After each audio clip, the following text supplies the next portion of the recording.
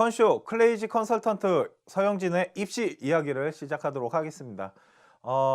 컨쇼가 2016년을 맞이해서 시즌을 좀 개편을 좀 여러 번을 했어요. 그러면서 이제는 뭐 3인의 다각적인 컨설팅이 아닌 저 개인의 컨설팅을 통해 갖고 다시 새롭게 찾아뵙도록 하였습니다.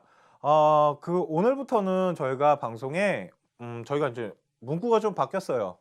컨쇼라는 문구 외에도 저희 이제 홈페이지 들어와 보시면 아시겠지만 클레이지 컨설턴트 서영진의 입시 이야기가 시작이 되었다고 보시면 되고요. 제가 여러 가지 정보를 드리기 위해서 노력을 되게 많이 할 거고요. 또 만일 전문적인 부분이나 좀 제가 부족한 부분이 있다라면 저희가 이제 게스트를 초대를 해갖고 그 부분에 대한 방송을 하도록 그렇게 저희가 이번에 이제 개편을 하면서 방송을 좀 새롭게 바꿔봤고요. 오늘은 제가 방송을 그러니까 보여드려야 될 게 뭐냐면 제가 사탕 강사예요. 제가 이제 한국사 강의도 이제 좀 있으면 저희 이제 컨소팀에서 한국사 강의도 준비를 할 건데 탐구 특집 방송을 한번 준비를 했고요. 오늘 탐구 특집 방송 1탄이 뭐냐면 바로 사회 탐구 어떻게 선택하고 어떤 과목을 해야 되며 그거에 대해서 제가 조금 심층적으로 좀 분석을 해드리도록 하고요. 그러면 제가 잘하는 방송 이제 우리가 아니네요. 이제 제가 잘하는 방송 그리고 잘할 수 있는 방송 컨쇼 입시 이야기를 시작하도록 하겠습니다. 자, 컨쇼 2016년 입시 분석 또 하나의 비법. 오늘 제가 방송해 드릴 것은 바로 탐구 특집 방송입니다. 제가 사회 탐구를 아이들을 가르칠 때 학생들이 저한테 가장 많이 질문하는 게 뭐냐면 쌤, 저는 어떤 과목 선택해야 되나요? 뭐 할까요? 라는 말을 진짜 많이 해요. 보통 아이들이 정말로 좋아하는 과목이 있는 학생들도 있지만 그렇지 못한 학생들이 솔직히 더 많다고 보시면 될 것 같아요. 그랬을 때 그러면 전략을 짜셔야 돼요. 그냥 무작정 할 수는 없어요. 아이들이 많이 하니까 그 과목은 무조건 해야 된다? 저는 솔직히 그렇게 생각하지 않습니다. 오늘 방송 보시면 아마 더 그런 것을 느끼시게 될 거예요. 자, 그러면 대입의 사탐 과목이 어떤 과목이 있는지를 좀 볼게요. 자, 대입 사탐 과목은 뭐가 일까요? 일명 사회과와 윤리과와 역사과와 지리과로 나눠집니다. 예전에는 이렇게 많지 않았어요. 그런데 하나하나 정말 많이 만들어지기 시작한 거예요. 그 이유에 대해서 제가 오늘 설명을 해드리면 방송이 너무 길어지니까 그냥 이런 거예요. 사회과가 하나 늘어지면 윤리과 선생님들이 난리가 나요. 왜 우린 뭐야? 우리도 늘려줘. 그래서 늘어난 게 생활윤리거든요. 이게 생활윤리가 되게 골 때린 과목이거든요. 어떻게 보면. 또한 그러다 보니까 역사과 같은 경우도 반발이 일어났어요. 그래서 한국사를 둘로 나눴었어요. 국사랑 근현대사로. 그랬다가 한국사를 다시 합치면서 동아시아사라는 걸 다시 만들어낸 거예요. 근현대사 부분을 보강하기 위해서. 이런 식으로 막 찢어졌다가 모였다가 찢어졌다가 모였다가 하는 개편이 정말 많이 일어났었는데 이 사탐 과목 중에 두 과목을 선택을 하게 되기 때문에 어떤 과목들이 있는지 일단 좀 아셔야겠죠. 자, 첫 번째 사회과의 과목은 사회문화와 법과정치 그리고 경제가 있고요. 윤리과에는 윤리사상과 생활윤리, 그리고 역사과에는 한국사, 동아시아사, 세계사, 지리과에는 한국지리랑 세계지리가 있어요. 그리고 선택 상위 과목, 그러니까 아이들이 많이 선택하는 과목이 이 노란색이에요. 어떤 과목이냐면 사회문화라는 과목이랑 생활윤리라는 과목이에요. 이 과목을 아이들이 가장 많이 선택하신다고 보시면 되고요. 빨간색 뭘까요? 빨간색을 만든 이유가 있을 거예요, 제가. 그죠? 글씨를 괜히 빨간색으로 만들어 왔겠냐고 내가. 그건 아니라는 거지. 경제나 한국사 같은 경우는 솔직히 조금 피해야 될 과목이라서 제가 이렇게 체크를 해 놓은 거고 경제는 뒤에 가서 다시 말씀드리지만 한국사는 그냥 말씀드릴게요. 솔직히 우리나라 학생들이 제가 생각했을 때 말도 안 되는 행동을 하고 있어요. 그러니까 한국사는 어떤 아이들이 지금 보고 있냐면 첫 번째는 한국사는 서울대 애들이 보고 있어요.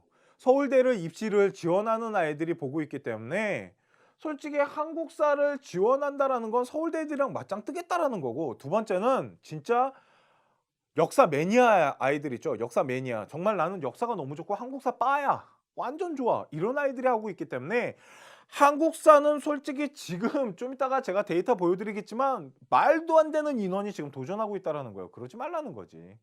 솔직히 저는 한국사 그렇게 좋아하는 아이들이 많을 거라고 생각하진 않아요. 그렇게 쉬운 과목이 아니거든요. 왕부터 해가지고 제도, 정치, 문화, 사회 외울 게 얼마나 많은데요. 거기다가 이해하면서 가야 될 것도 되게 많다고요. 그런데 굳이 한국사 매니아 애들이랑 서울대 애들이랑 맞짱 뜰 일이 뭐가 있겠냐고. 솔직히 말도 안 되는 데이터가 좀 이따가 보시면 아시겠지만 나타나더라는 거죠. 저는 솔직히 경제랑 한국사는 아이들한테 웬만하면 선택하지 말라 그래요. 그 이유는 다시 뒤에 가서 말씀드리도록 하겠습니다. 자, 그러면 사탐 과목 선정의 기준이 있겠죠. 그럼 뭘 해야 되냐는 거예요. 솔직히 가장 좋은 거는 자신이 좋아하는 과목을 하는 거예요. 자신이 가장 잘할 수 있는 과목. 아, 나는 어릴 때부터 역사 빠요. 그러니까 역사를 너무 좋아해. 역사만을 좋아했었고 역사가 나는 정말 제일 쉬운 것 같아. 그러면 역사하면 돼요. 나는 어릴 때부터 저 같은 경우는 아버지랑 어릴 때 여행을 진짜 많이 다녔었어요. 저희 아버님이 뭐 그 약순물 뜨는 게 취미 생활이셨거든요. 그래서 저를 그렇게 끼고 다니면서 약순물을 뜨고 또 낚시를 하셨기 때문에 정말 전국을 되게 많이 돌아다니고 저희 뭐 고향 같은 경우도 저희 아버님 고향 같은 경우도 되게 오지예요. 산골 오지. 그러다 보니까 그런 곳을 진짜 많이 다녔기 때문에 대한민국 지도를 안 보더라도 저는 어느 지역이 어디에 붙어 있는지 그리고 그 어린 꼬마 아이가 경상도, 전라도, 충청도를 다 나누고 있었다고요. 그러니까 저 같은 경우는 지리가 되게 쉬웠어요. 정말 가본 곳이었고 학교에서 뭐 카르스트 지역, 석회석 지역 하면 가봤거든요. 뭐 고수동굴도 가봤고 시멘트 공장 옆으로 우리 아버지 차 타고 지나가 봤고 와 가다 보니까 막 모든 세상이 회색이야 이런 걸 알았거든요. 그러다 보니까 자신이 잘할 수 있는 과목을 선택하는 게 솔직히 가장 좋기는 합니다. 그러면 그런데 보통 이런 학생들이 많지가 않아요. 자신이 좋아하는 과목만을 보는 학생이 그렇게 많지 않기 때문에 그래서 아이들이 가장 많이 물어본 게 그거예요. 나 뭐 할까요? 쌤, 뭐 하지? 라는 얘기를 했을 때 그 다음으로 보셔야 될 게 뭐냐면 바로 기출 문제가 많이 있는 과목을 선택하는 게 좋아요. 그러니까 역사가 좀 있는 과목이 나요. 새로 만들어져서 역사가 짧은 것보다는 역사가 길고 기출 문제가 많이 나왔으며 벌써 난이도 조절이 원활하게 이루어지고 있는 과목들 그 대표적인 게 바로 사회문화인 거예요. 뭐 사회문화, 한국지리, 윤리사상 이런 것들은 기출 문제가 벌써 막 몇십 년이 있기 때문에 문제 유형 패턴이 돌아가는 패턴이 있단 말이에요. 그래서 공부하는데 솔직히 그렇게 어떻게 보면 더 큰 도움을 줄 수가 있어요. 그런데 뭐 생활윤리나 법과정치나 동아시아사처럼 만들어진 지가 얼마 안 된 것들은 특히 법과정치 같은 거 좀 이따 다시 설명드리겠지만 이런 기출 문제가 많이 만들어지지 않은 그런 과목들은 솔직히 뭐 새로 선택하는 아이라면 좀 피해야 되지 않나라는 생각을 해요, 저는. 저는 사탐을 선택하는 데 있어서 인원이 많은 거를 선택하는 거를 그렇게 추천하지는 않아요. 그 이유는 많은 아이들이 하게 되면은 솔직히 못하는 아이들이 밑에 베이스를 많이 깐다라는 전제 조건을 많이 걸어요. 그렇기 때문에 위 상위권 아이들이 그렇게 막 뛰어나다 막 이렇게 판단하지를 않았었다고요. 걷다가 막 사회문화 같은 경우로 제가 예를 들면 이런 거예요. 뭐 군대 갔다 와서 시험 본다라는 아이나 아니면 뭐 좀 나이 먹고 이제 뭐 엄마나 아빠가 다시 대학을 도전하는 경우 사탐을 하는 경우 중에 가장 많이 선택하는 게 사회문화였어요. 그러다 보니까 밑에 베이스를 깔아주시는 분들이 있으니까 상대평가적으로 백분위 따기가 좋았다 뭐 이런 얘기가 오고 갔었거든요. 그런데 저는 솔직히 그거에 대해서 그렇게 크게 공감하지는 않았었거든요. 그래서 인원이 많은 공부보다는 제가 생각했을 땐 기출 문제가 많아서 유형 패턴을 빨리 파악할 수 있는 과목을 하는 게 좋고요. 그 다음에 과목당 공부를 잘하는 학생을 피해라. 이거 마지막에 할게요. 이게 제일 중요한 겁니다. 이게 제일 중요한 거예요. 과목당 공부 잘하는 아이들을 피해야 돼요. 그거 좀 이따가 다시 할게요. 그 다음으로 하셔야 될 거는 학습량이 적은 과목을 해야 됩니다. 솔직히 학습량 적은 과목이 뭐가 있을까요? 라고 학생들이 저한테 물어봤을 때 항상 똑같이 말해줘요. 첫 번째는 사회문화예요. 사회문화가 솔직히 공부할 게 그렇게 많지가 않아요. 솔직히 수능 특강을 보면은 20강으로 돼 있어요. 어머? 20강으로 돼 있어요. 뭐가? 사문이. 사회문화 같은 경우는 한 20강으로 구성되어 있는데 이게 20강이 아니에요. 막상 공부를 하다 보면 20강이 아니고 한 15강 정도만 제대로 봐도 충분히 성적이 나와요. 어차피 사회문화는 개념보다 표풀이를 풀 수 있는 능력과 거시 미시적인 관점을 보는 이런 것들이 계속 중복되면서 나와요. 나중에 사회문화 뒷부분을 배우다 보면 뭐 교육제도도 나오고 복지제도도 나오는데 복지는 따로 배워야 되기 때문에 그런데 뭐 어떠한 제도나 사회제도를 배울 때 다 거시미시로 기능론, 갈등론 뭐 이런 것들을 보거든요. 그런데 그건 1, 2, 3강 때 다 배워요. 그러니까 학습량이 겹치는 부분이 엄청나게 많기 때문에 그렇게 말이 20강이지 20강을 다 공부하는 게 아니에요. 특히 20강에 나와 있는 뭐 남북 문제 이런 거는 거의 시험 문제 출제율이 너무 적어요. 그러니까 학습량이 솔직히 좀 적은 과목들이 있어요. 옛날 같은 경우는 지금은 없어졌는데 경제지리 이런 것들이 지금 학습량이 되게 적었거든요. 그러니까 학습량이 좀 적은 과목들이 있어요. 공부를 하시다 보면. 특히 생활윤리라는 과목이 있는데 생활윤리 같은 경우는 어떻게 선택하는 게 좋냐면 그냥 지금 말씀드릴게요. 그거는 생활윤리는 말 그대로 윤리와 윤리사상이랑 생활윤리를 나눠 놓은 거예요. 그러면 이렇게 보시면 됩니다. 윤리사상은 말 그대로 사상을 배우는 거예요. 그러니까 철학자들을 배운다고요. 그런데 생활윤리는 도덕적인 부분이 되게 강해요. 그러니까 일상생활에서 할 수 있는 도덕적인 부분이 강하다 보니까 그 부분을 가르쳐 줘요. 근데 되게 쉬워. 이런 거예요. 뭐 사형제도의 찬반 논란 아니면 뭐 낙태할 거니 말 거니. 그러면 너무 쉽다 보니까 난이도 조절이 안 되더라는 거죠. 그래서 거기에다가 윤리 사상에 있는 철학자들을 조금 집어넣어 놨어요. 뭐 동양 사상가나 아니면 서양 사상가들을 뭐 칸트나 싱어나 아니면 뭐 공자맹자 이런 애들을 집어넣어 놨거든요. 그러다 보니까 결국은 생활윤리도 난이도 조절하는 거는 결국은 윤리 사상 갖고 난이도를 조절을 해요. 그러니까 윤리 사상을 한 아이들은 생활윤리 하는 게 정말 전 유리하다고 봐요. 그러면 만일 윤리 사상을 한 아이가 생활윤리를 하잖아요. 그러면 학습량이 사회문화보다도 적어요. 제가 장담하는데. 왜? 거의 윤리 사상하는 아이들이 생활윤리 하잖아요. 한 70%는 먹고 들어가요. 걷다가 생활윤리 고난이도 문제는 다 윤리사상이에요. 그 뒤에 가서 제가 다시 한번 말씀을 드릴게요. 그거는 제가 데이터 보면서 할 말이 좀 있기 때문에. 그리고 가능하면 한국사랑 경제는 피하는 게 좋습니다. 한국사는 첫 번째 아까 말씀드렸지만 한국사 매니아 아이들이 보고요. 두 번째는 서울대 아이들이 보는 거예요. 말도 안 되는 인원이 지금 한국사를 하고 있는 거야. 바보처럼. 한국사 잘못하면 100분이 안 나와요. 두 번째 경제는 이렇게 보시면 돼요. 일단은 사탐 과목에서 가장 많이 선택하지 않는 과목이 경제예요. 경제는 그렇게 많은 아이들이 선택하지 않는데 그 많이 선택하지 않는 아이들 중에 진짜 경제 빠들, 일명 경제 매니아들만 봐요. 그래서 다 맞아야 돼요. 하나라도 실수하면은 100분이 확 떨어져요. 그게 바로 경제예요. 그래서 하지 말라라 그러는 거예요. 가능하면. 왜? 이것 때문에 그래요. 아까 말씀드렸죠. 과목당 공부를 잘하는 학생들을 피하셔야 돼요. 만점이 많이 이루어지고 있는 사탐 과목은 가능하면 이제 피하시는 거예요. 경제 같은 경우는 1등급이랑 만점자 인원이 똑같이 나와요. 그 정도로 경제 아이들은 빠들이 많고 심지어는 경제는 어떤 아이들이 시험을 보냐면 그 경제 막 그런 시험들 있잖아요. 시사적으로 보는 경제 시험이나 이런 것들을 보는 아이들이에요. 그 정도로 경제에 대해서 심층적으로 공부가 잘 돼 있는 아이들이 많이 본다라는 거죠. 그러니까 경제 같은 경우는 가능하면 좀 피하는 게 좋아요. 한국사나 경제 같은 경우는 저는 사탐 과목에서 아이들한테 그렇게 추천을 하진 않아요. 2017년은 한국사가 필수예요. 그러니까 당연히 해야 되는 거지만 아직 우리가 지금 방송하고 있는 건 2016년이잖아요. 2016년에 굳이 한국사를 할 필요는 없다라는 거죠. 내가 한국사 빠가 아닌 이상. 그래서 과목당 공부 잘하는 학생을 피해야 되는데 요즘 뒤에서 데이터 갖고 다시 말씀드리겠지만 사회문화가 조금 변했어요. 그리고 생활윤리 쪽으로 왜 아이들이 지금 쏠리는 현상이 일어나는지도 이것 때문이에요.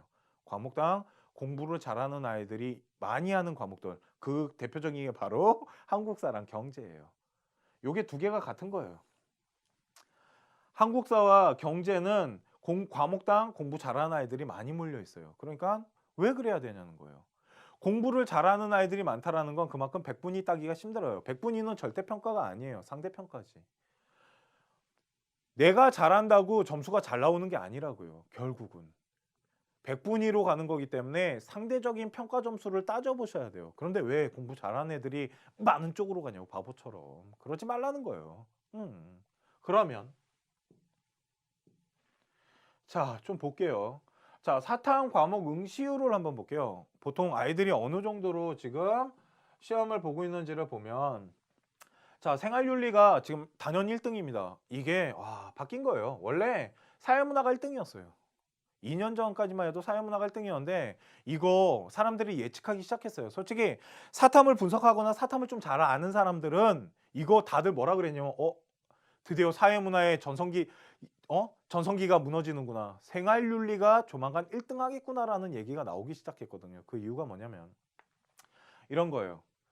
생활윤리가 그런데 이거 고3 지금 보고 있는 학생들 아니면 고등학교 2학년 학생들 잘 보셔야 돼요. 특히 고등학교 2학년 학생들이 이 방송 보고 있다라면 진짜 잘 봐봐요.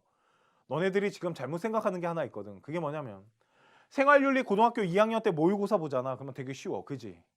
모의고사 보면 공부 하나도 안 했는데 막 80 몇 점 나오고 90 몇 점 나와. 그거 당연한 거야. 왜? 고등학교 2학년용이거든. 고3은 그러지 않아. 고3이 되면 철학자들이 들어오기 시작하고 문제 난이도를 조절하기 시작해. 누가? 교수들이. 좀 이따 보여줄게. 거짓말인지 알아. 그러다 보니까 2학년 때 생활윤리 시험 봤던 애들이 쉽거든. 그래서 고3 때 했다가 개작살 나는 거야. 무슨 말인지 알아? 그러다 보니 이런 거야. 옛날엔 사회문화가 진짜 많이 했었어요. 사회문화가 단독 1위였는데 그런 바람에 사회문화가 지금 이상한 현상이 일어났단 말이야. 생활윤리 쪽으로 아이들이 다 옮겨갔어. 누가? 솔직히 말할까? 이런 거야. 중하위권 아이들이 나는 생활윤리로 정말 많이 이동했다고 봐. 사회문화를 하던 중하위권 아이들이 생활윤리로 이동하다 보니까 생활윤리의 전체적인 분위기는 내려갔고 사회문화는 잘하는 아이들이 그만큼 많이 모이다 보니까 점수대가 진짜 많이 나는 올라가고 있다라고 보고 있거든. 그래서 내가 요즘 아이들한테 그런 얘기해. 나도 사회문화 가르치고 있거든. 그런데 사회문화를 좀 진짜 사회문화를 좋아하는 아이가 아니고 쌤 뭘 선택할까요? 그러면 나 옛날에는 진짜 이거 1초도 생각하지 않고 말했어. 사회문화 하라고. 왜? 기출문제도 많고 학습량도 적고 걷다가 못하는 아이들이 밑에 베이스도 많이 깔아줬었거든.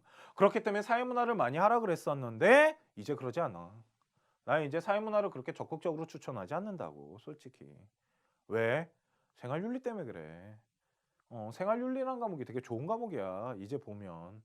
그래서 진짜 내가 할 게 없잖아. 그러면 윤리사상이랑 생활윤리를 묶어서 공부하는 것도 하나의 방법이라는 거죠. 윤리사상이랑 생활윤리를 묶어서 하면 생활윤리의 공부량이 정말 많이 줄어들어요. 학습량이 확 준다고 보시면 되고요. 자, 생활윤리가 50% 정도가 봅니다. 두 과목을 보다 보니까 10명 중에 5명은 생활윤리를 꼭 보고 있다는 거예요. 그 이유는 그것 때문이에요. 고등학교 2학년 때 공부했던 애들이 쉽다고 판단하고 지금 고3 들어왔는데 내신 안 나오는 아이들 지금 생각보다 그러니까 수능 100분위 점수가 안 나오는 아이들이 지금 꽤 있을 거예요. 모의고사 보면서 지금 되게 황당해하는 아이들 되게 많을 거라고 믿어요. 1학년 때는 웬만하면 100분위가 뭐 80점, 90점 나왔는데 어라? 이거 봐라. 그렇게 안 나오더라는 거죠. 그 이유는 아까 말씀드렸죠. 생활윤리가 고등학교 2학년 거랑 3학년 거는 하늘과 땅 차이인 거야, 얘들아. 그러니까 네가 진짜 생활윤리를 선택하고 싶잖아. 그러면 고등학교 3학년 수능 시험지를 한번 풀어보고 할만한데? 그러면 하는 거야. 무작정 하지 말라고. 그리고 사회문화는 그래도 안 무너지고 있어요. 왜? 아까 말했죠. 학습량이 적은 데다가 기출문제도 많고 걷다가 아직도 좀 밑에 베이스를 깔아주는 사람들이 있고 걷다가 학교나 학원에서 가장 많이 사탐을 가르치고 있는 과목 중에 사회문화를 뺄 수가 없어요. 봐봐 이런 거야. 학교는 선생님들이 다 나눠져 있다고. 사회과 선생님이 가르쳐 줄 수 있는 게 법과 정치랑 사회문화랑 경제인데 경제는 그렇게 많이 선택을 안 해. 그럼 법과 정치랑 사회문화잖아. 그러니까 법과 정치보다는 사회문화가 낫거든. 왜? 자, 이런 거예요. 법과 정치는 9.4% 정도가 보는데 옛날에는 그러니까 옛날도 아니죠. 몇 년 전이니까 한 2, 3년 전에는 정치랑 법이 따로 있었어요. 정치는 정치, 법은 법과 사회라 그래서 따로 있었는데 정치는 솔직히 할만해. 정치는 그렇게 어려운 과목이 아니었다고. 정치에서 그냥 어려운 부분은 그냥 선거 하나였어. 선거만 제대로 풀 줄 알면 그냥 1등급 나왔거든. 그러다 보니까 정치가 그렇게 할 만한 과목이었다고. 학습량도 적었고. 그런데 법과 사회는 좀 어려웠어. 왜 그러냐면 법은 판례가 중요하고 사례를 분석하며 형사 민사가 들어가는데 안 어렵겠니? 그런데 그 법이 어디로 들어와서 정치로 들어왔단 말이야. 그러니까 학습량은 많아진 데다가 문제도 쉽지 않아. 그러니까 법과 정치에 대한 인기가 떨어지겠지. 그거를 학교 선생님이 너네들한테 미친 듯이 추천할 수는 없어. 그거보단 사회문화 추천하는 게 낫거든. 그러니까 사회문화를 학교에서도 많이 몰고 가는 거야. 고등학교들 분석 잘 해봐봐. 고등학교 3학년 때 사회문화 하는 학교가 되게 많아. 왜? 수능으로 가져가야 되거든. 고3 때 사회문화를 하는 이유는 두 가지 아니야? 내신도 챙기고 수능도 준비를 시키겠다는 학교의 욕심이잖아. 그러니까 사회문화는 내가 생각했을 때 그렇게 쉽게 떨어질 만한 과목은 아니야. 그 다음으로 많이 하는 거는 한국지리고 그 다음이 윤리사상이면 자 봐요. 이게 말도 안 된다는 거야. 이게 말이 되니? 한국사가 5위야. 응시율이 4,300 미친 거야 이거. 43,000이야 43,000. 미쳤나 봐 얘들이. 서울대가 문과 애들 한국사 다 해봤자 1,000여 명 가까이 더 되겠어. 서울대가 뽑는 게 0.8% 3,000명 정도를 뽑는데 이과 빠져나가고 문과만 본다라 하더라도 1,000여 명밖에 안 되는 건데 이거 그러면 1,000여 명이 1등급 먹고 간다는 거 아니야 솔직히. 근데 왜 거기 들어가서 설치고 있냐고 짜증나게. 그러지 말라고. 네가 진짜 한국사 매니아에서 항상 나는 만점이 나와. 그러면 할만해. 걷다 더 웃긴 거 말해줘. 야 한국사 조금만 쉽게 나오잖아. 그러면 한국사 매니아랑 서울대 아이들이 다 만점 받을 거 아니야. 그러면 야 잘하면 너네 하나라도 실수하면 진짜 좆된다니까. 한국사 이런 현상도 일어났었어 옛날에. 3점짜리 틀리면 2등급, 2점짜리 하나 틀리면 2등급, 3점짜리 틀리면 3등급 이래갖고 개작살 난 적 한 번 있었어 서울대가. 그런 바람에 서울대 떨어진 애가 연대고대도 다 떨어지는 현상도 일어났었다니까. 그러니까 한국사 이렇게 많이 볼 수 있는 인원 아니야. 이거 잘 생각하고 가자고. 한국사를 왜 이렇게 많이 하는지 모르겠어. 와 12%나 돼. 그러지 말자. 이거 내가 나 한국사도 가르쳐. 나 한국사도 가르쳐. 걷다가 우리 좀 있으면 컨쇼 방송에서 한국사 우리 인강도 할 거야. 근데 왜 내가 한국사 이렇게 깔 것 같아? 내 인강은 2017년용이야. 2016년용이 아니라고. 그러니까 얘들아 잘 생각하고 잘 판단하자. 한국사랑 경제 이거 두 개는 내가 생각했을 때 진짜 빠가 아닌 이상은 하지 말라고. 나머지는 내가 좋아하는 과목이 있으면 하겠지만 그리고 만일 내가 진짜 할 과목이 없다라고 생각하잖아. 그러면은 그때 또 봐야 될 것이 뭐냐면 바로 자 그러면 등급 현황을 좀 볼게요. 자 등급 현황을 잘 봐야 돼. 이게 오늘 방송의 핵심이야 얘들아. 이 등급 현황이 오늘 방송의 핵심인데 자 첫 번째는 뭐냐면 상위권 학교입니다. 상위권 학교는 어떻게 가는지 좀 봅시다. 상위권 학교 같은 경우는 그러니까 상위권 학교가 아니에요. 미안해요. 미안해요. 상위권 과목들은 어떤 식으로 분포를 하냐면 잘 봐요. 생활윤리입니다. 만점 인원이 0.36%밖에 안 돼요. 봤죠? 말했잖아. 쉬운 과목이 아니라니까 얘들아. 왜 그러냐면 철학 문제를 그러니까 윤리사상에 나오는 철학자를 가지고 문제를 졸라 꼰대니까 교수들이 말장난을 겁나 때려가지고 너네들이 다 함정에 빠지게끔 만들어. 그래서 얘들아 생활윤리 3점짜리 문제 있잖아. 사회문화도 마찬가지고 생활윤리도 마찬가지지만 3점짜리 문제를 네가 풀었다? 그런데 되게 쉽잖아? 야 그거 답 아닐 경우 많다. 너 함정에 빠진 거야. 교수가 원하는 고함정에 네가 딱 발을 집어넣은 거라니까. 3점짜리는 그렇게 쉽게 풀리는 문제가 아닙니다. 자 그러다 보니 만점 인원은 얼마 안 되지만 보세요. 1등급 인원은 되게 많죠. 그러니까 요 차이가 뭐냐면 변별력을 가져가기 위해서 한 문제나 두 문제 정도를 되게 어렵게 낸단 말이야. 그거를 맞출 수 있니 없니의 차이인데 다 틀렸다는 거. 웬만하면 틀린다라는 거야. 그 고난이도 문제를. 그러니까 만점 인원이랑 1등급 인원이 동일하게 나타나질 않잖아. 이해가? 무슨 말인지 아시겠죠 어머님들? 그러니까 생활윤리 같은 경우는 솔직히 난이도 조절이 지금 되고 있다라고 보시면 돼요. 기출문제도 그렇게 많지는 않지만 난이도 조절이 좀 되고 있는 부분이 있고 솔직히 생활윤리 고난이도 문제는 다 철학자예요. 절 믿으세요. 특히 롤스, 싱어 이런 애들 갖고 고난이도 문제 내거든요. 칸트나 플라톤 이런 아이들 갖고 내기 때문에 철학 공부 잘하는 아이들이 생활윤리는 만점 맞을 경우의 수가 되게 많아요. 그 다음 2등급 인원은 한 10% 정도가 되고요. 3등급 인원은 한 7% 정도가 되는데 그러다 보니 모든 아이들이 1등급에서 2등급 사이에 되게 많이 분포된다라고 보면 돼요. 더 밑으로도 훨씬 많아. 근데 필요 없어서 그냥 빼고 온 거고 왜? 1, 2등급은 나와야 될 거 아니야. 1, 2등급 안 나오면 그냥 못 가야 되더라. 왜 그래? 사탐은 1, 2등급은 나와줘야지. 그래야지 서울 안에다가 원서라도 한번 넣어볼 거 아니냐. 특히 중경외시 가려면 1등급은 기본인 거야 얘들아. 무슨 말인지 알겠어? 그랬을 때 잘 봐요. 만점을 받으니까 뭐가? 백분위가 100점 나오잖아요. 근데 1등급을 하니까 96이죠. 요 차이 보이죠? 왜? 벌어지거든요. 그러니까 윤리사상 같은 경우, 그러니까 생활윤리 같은 경우는 만점 받으면 몇 점이 나와서 100점이 나온다고. 그 정도로 고난이도 문제가 있다라는 거예요. 변별력을 가져가기 위해서 지금 생활윤리가 노력을 되게 많이 해요. 왜? 고등학교 2학년처럼 낼 수 없다니까. 고등학교 3학년처럼 내야 된다고. 그러다 보니까 난이도 조절이 좀 되는 모습을 보여주고 있고, 자, 그러면 사회문화를 내가 왜 요즘 추천을 안 하는지 보여줄게요.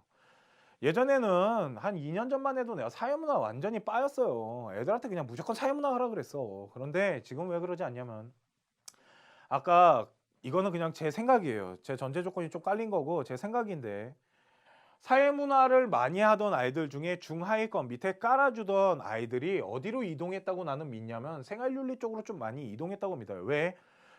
쉬워 보이거든. 나는 공부를 별로 안 했는데도 성적이 나오는 건 사회문화가 아니에요. 생활윤리지.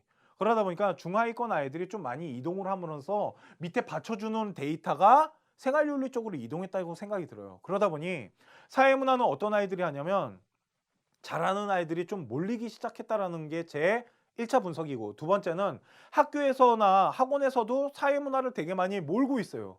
그러다 보니 좀 잘하는 아이들이 시간을 아끼면서 공부할 수 있는 게 바로 사회문화다 보니까 잘하는 아이들이 상대적으로 많이 모였으며, 세 번째, 기출문제가 워낙 많이 나오고 표풀이가 쉬워지면서, 사회문화에서 원래 난이도 조절은 표풀이 갖고 있는데 표풀이가 좀 쉬워지면서 뭐가 나타났냐면 만점자가 대거 나타나기 시작했어요. 그러니까 사회문화는 만점을 받아야지 1등급이에요. 하나라도 틀리면 등급이 떨어지는 경우가 생기더라는 거죠. 자, 보시면 이거예요. 만점자가 8,500명인데 5.36%고, 이거 보세요. 똑같이 떨어지잖아. 1등급이랑 만점자가. 그러니까 만점을 받아도 백분위가 97점밖에 안 돼요. 원래 1등급이 97점 정도가 나와야 되는 거예요. 그리고 2등급 봐요. 90점으로 확 떨어지는데, 그 이유는 뭐냐면 이거예요. 이제 하나만 틀려도 2등급 떨어진다라는 거야, 사회문화는. 그리고 그 밑으로 더 많은 인원들이 깔리기 시작한다는 거죠. 그러니까 사회문화가 예전처럼 그렇게 넉넉한 과목은 아니라는 거예요. 이건 내 생각이겠지만 사회문화는 이제 정말 열심히 공부를 해야 돼요. 만일 1등급을 받으려면. 그냥 옛날처럼 학습량 적대, 할 게 별로 없고 기출문제도 많이 나와 있어서 문제 유형 패턴만 보면 되고 표풀이를 잘하면 된대, 그냥 뭐 한번 해보지 하지 말라고요. 이거 진짜 잘 판단하신 다음에 하셔야 돼요. 거기다가 사회문화는 외울 게 거의 없어요. 그래서 아이들이 좀 많이 선택하지만 이해하지 못하면 개작살 나는 게 또한 사회문화예요. 그 다음으로 많이 선택하는 건 바로 한국지리입니다. 한국지리는 이렇게 보시면 돼요. 1등급 인원이 7.34%밖에 안 돼요. 그러니까 7.34%나 돼요. 이 이야기는 뭐냐면 한국지리도 하나를 틀리잖아요. 그러면 1등급 라인으로 아이들이 진짜 많이 몰리고 있다는 거예요. 그런데 대체적으로 봤을 때 봐요. 여기 이렇게 그을게요. 이제는 사회탐구 같은 경우는 한두 개만 틀려도 점수대가 확확 내려간다는 게 이 표에서 보여지는 거예요. 뭐 생활윤리나 사회문화나 한국지리나 윤리사상이나 분포대를 보면 거의 하나, 두 개 틀리게 되면 등급대가 확확 떨어져요. 그러니까 제가 이런 얘기해요. 용의 꼬리가 흔들려서 대학 레벨이 달라진다고. 아이들이 사회문화나 그러니까 사탐을 되게 많이 무시하는데 그렇지 않아요. 사탐이 어떻게 무너지냐에 따라서 대학 레벨이 확 달라져요. 봐봐. 백분위 얼마나 많이 차이 나나 봐요. 백분위가 1등급이랑 3등급이랑 무려 보이죠? 얘 79점이고 얘 99점, 96점인 거. 그러니까 3등급 맞잖아? 되게 슬퍼지는 거야. 근데 3등급 맞는 거 아이들 없을 것 같아? 되게 많아, 얘들아. 그렇기 때문에 또한 나머지 과목들 한국사 그냥 말씀드릴게요. 자, 아까 말했죠? 한국사 하는 거 아니라고. 이거예요. 그리고 경제지리랑 동아시아사는 빠들이 하는 거예요. 그걸 나타내는 게 이거 봐봐. 동아시아사 만점자가 2.43%나 돼요. 이 얘기는 뭐냐면 역사 빠들이 하는 거야. 한국사를 버린 역사 빠들이 동아시아사 쪽으로 몰린 거야. 왜? 동아시아사가 생각보다 그렇게 학습량이 많지는 않거든. 그러니까 동아시아사 같은 경우도 얘들아 역사 빠들이 모였기 때문에 쉽게 섣불리 덤비지 말라고. 그러니까 아예 세계지리가 나. 동아시아사보다. 그냥 선택해서 할 거면. 근데 난 내가 만약에 지리가 병신이잖아? 그러면 잘 생각해 봐야지. 딴 거를 선택하는데, 그럴 거면 아까 했던 그런 경우라면 아까 했던 생활윤리나 사회문화 이게 나아. 여기에서 선택하는 게 낫다고. 세계사보다는. 무슨 말인지 알겠어? 동아시아사 같은 경우도 역사파들이 좀 많이 모여 있다라는 거고, 세 번째는 법과 정치 세계사 경제인데, 자, 경제 봅시다. 법과 정치는 아까 말해줬죠. 법과 정치가 합쳐지면서 법이 생각보다 되게 어렵다고. 쉬운 과목이 아니에요, 법이라는 게. 그래서 2.79%나 된다라는 건 법과 정치 같은 경우도 조금 법에 대해서, 그러니까 정치에 대해서 좋아하는 아이들이 좀 몰렸다라는 경우가 볼 수 있고, 중요한 거는 세계사는 그냥 패스할게요. 워낙 보는 아이들이 없으니까. 근데 경제 봐요. 경제는 1등급이 6.18%야. 끝난 거야. 만점자랑 1등급이 똑같잖아. 사회문화랑 똑같은 현상이 일어나고 있잖아. 그런데 사회문화랑 틀린 게 뭐냐면, 얘들아, 인원이 562명밖에 안 돼. 왜? 몇 명 안 봐. 아까 봤잖아. 꼴찌잖아. 걷다가 진짜 완전 개빠들이 보는 거야, 경제는. 그러니까 2등급 봐봐. 6.23%. 2등급이 6.23%나 돼. 걷다가 백분위가 91로 떨어지는 데다가 3등급도 11%확 떨어지지. 왜? 앞에 다 있거든. 그러니까 경제라는 과목이랑 한국사라는 과목은, 얘들아, 진짜로 좋아하는 아이들이 많이 모인다라는 거야. 너무 내가 너무 많이 강조하나? 그래, 생활윤리 같은 경우는 윤리사상이랑 묶어서 공부하면 되게 좋은 과목이에요. 사회문화도 솔직히 이렇게 말할게요. 사회문화는 옛날만큼 추천하고 싶진 않아요. 그런데 암기하기 싫어하는 아이랑 이해력이 좀 뛰어난 아이들은 솔직히 사회문화 해도 돼요. 뭐 붙을만 하니까. 지리는 아까 말했죠. 지도 보고 우리나라 지형이나 이런 거 너무 좋아하는 아이들. 그리고 장담하는데 지리가 진짜 외울 게 없어요. 지리 외우는 거 뭐냐면 지도에 있는 지형만 좀 외우면 돼요. 지리는 진짜 외울 게 제일 없는 과목이라고 난 생각을 해요. 사회문화보다도 없다. 사회문화만큼 없어요, 정말. 또한 한국 지리를 선택하는 학생이라면 나 같으면 세계 지리 선택하겠어. 왜? 두 개 연관성이 있는 거 되게 많아요. 한국 지리에서 바닷가 배우잖아. 뭐 해시계나 시스텍, 시아치? 그거 뭐 우리나라에만 있을까? 미국이나 다른 나라에는 그런 시아치나 시스텍이 안 나타날까? 다 나타난다고. 그러니까 같이 이 묶여져서 배울 수 있는 게 되게 많아요. 그래서 한국 지리 선택하는 바라면 세계 지리를 같이 하는 것도 나는 솔직히 좋다고 봐요. 윤리사상이랑 생활윤리 묶어서 가듯이 한국 지리랑 세계 지리를 묶어서 가는 것도 난 되게 좋은 방법이라고 생각해요.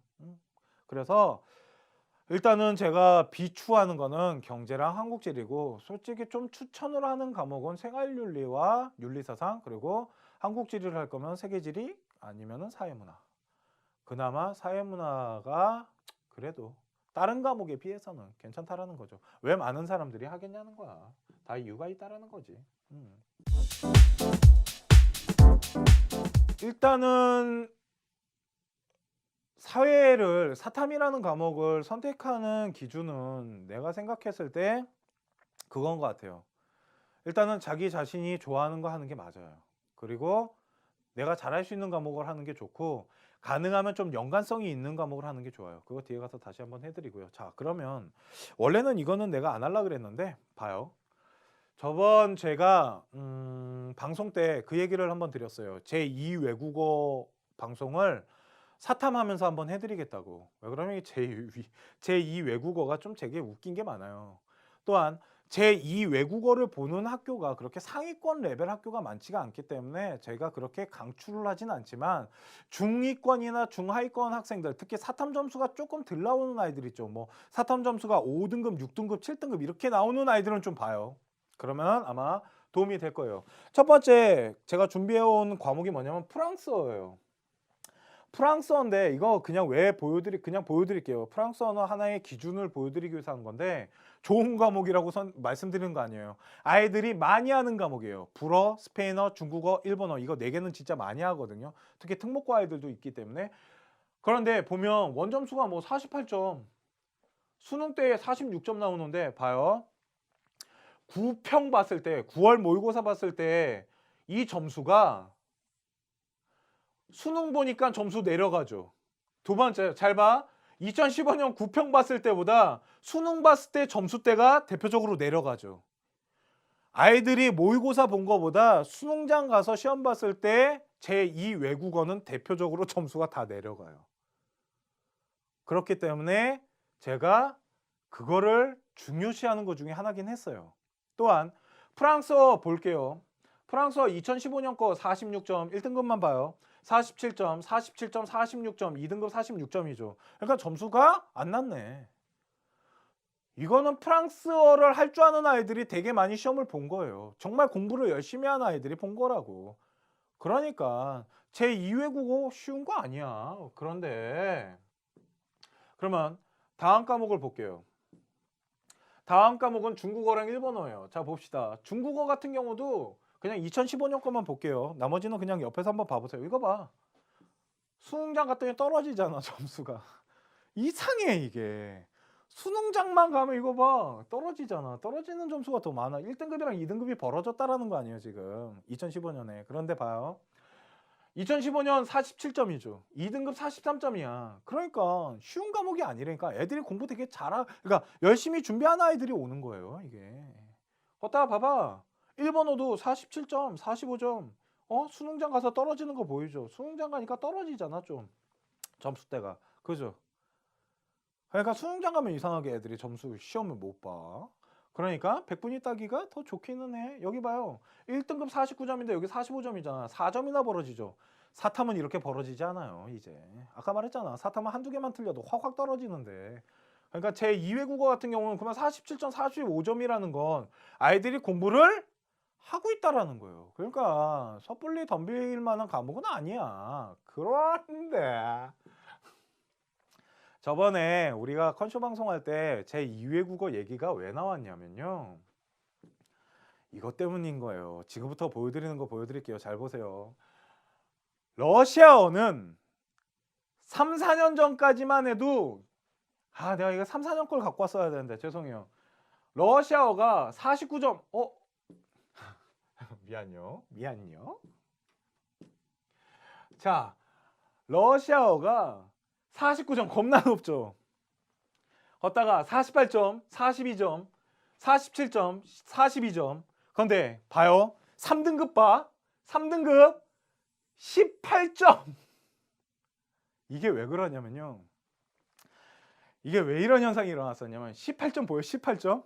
요 사이 점수차 보여? 이게 러시아어가 이 앞으로 가잖아요. 그러면 10몇 점이 2등급 막 이랬어요. 왜? 러시아 공부를 안 했거든. 애들이 다 뭐 했냐면 찍었단 말이야. 그냥 찍어서 시험 본 거야.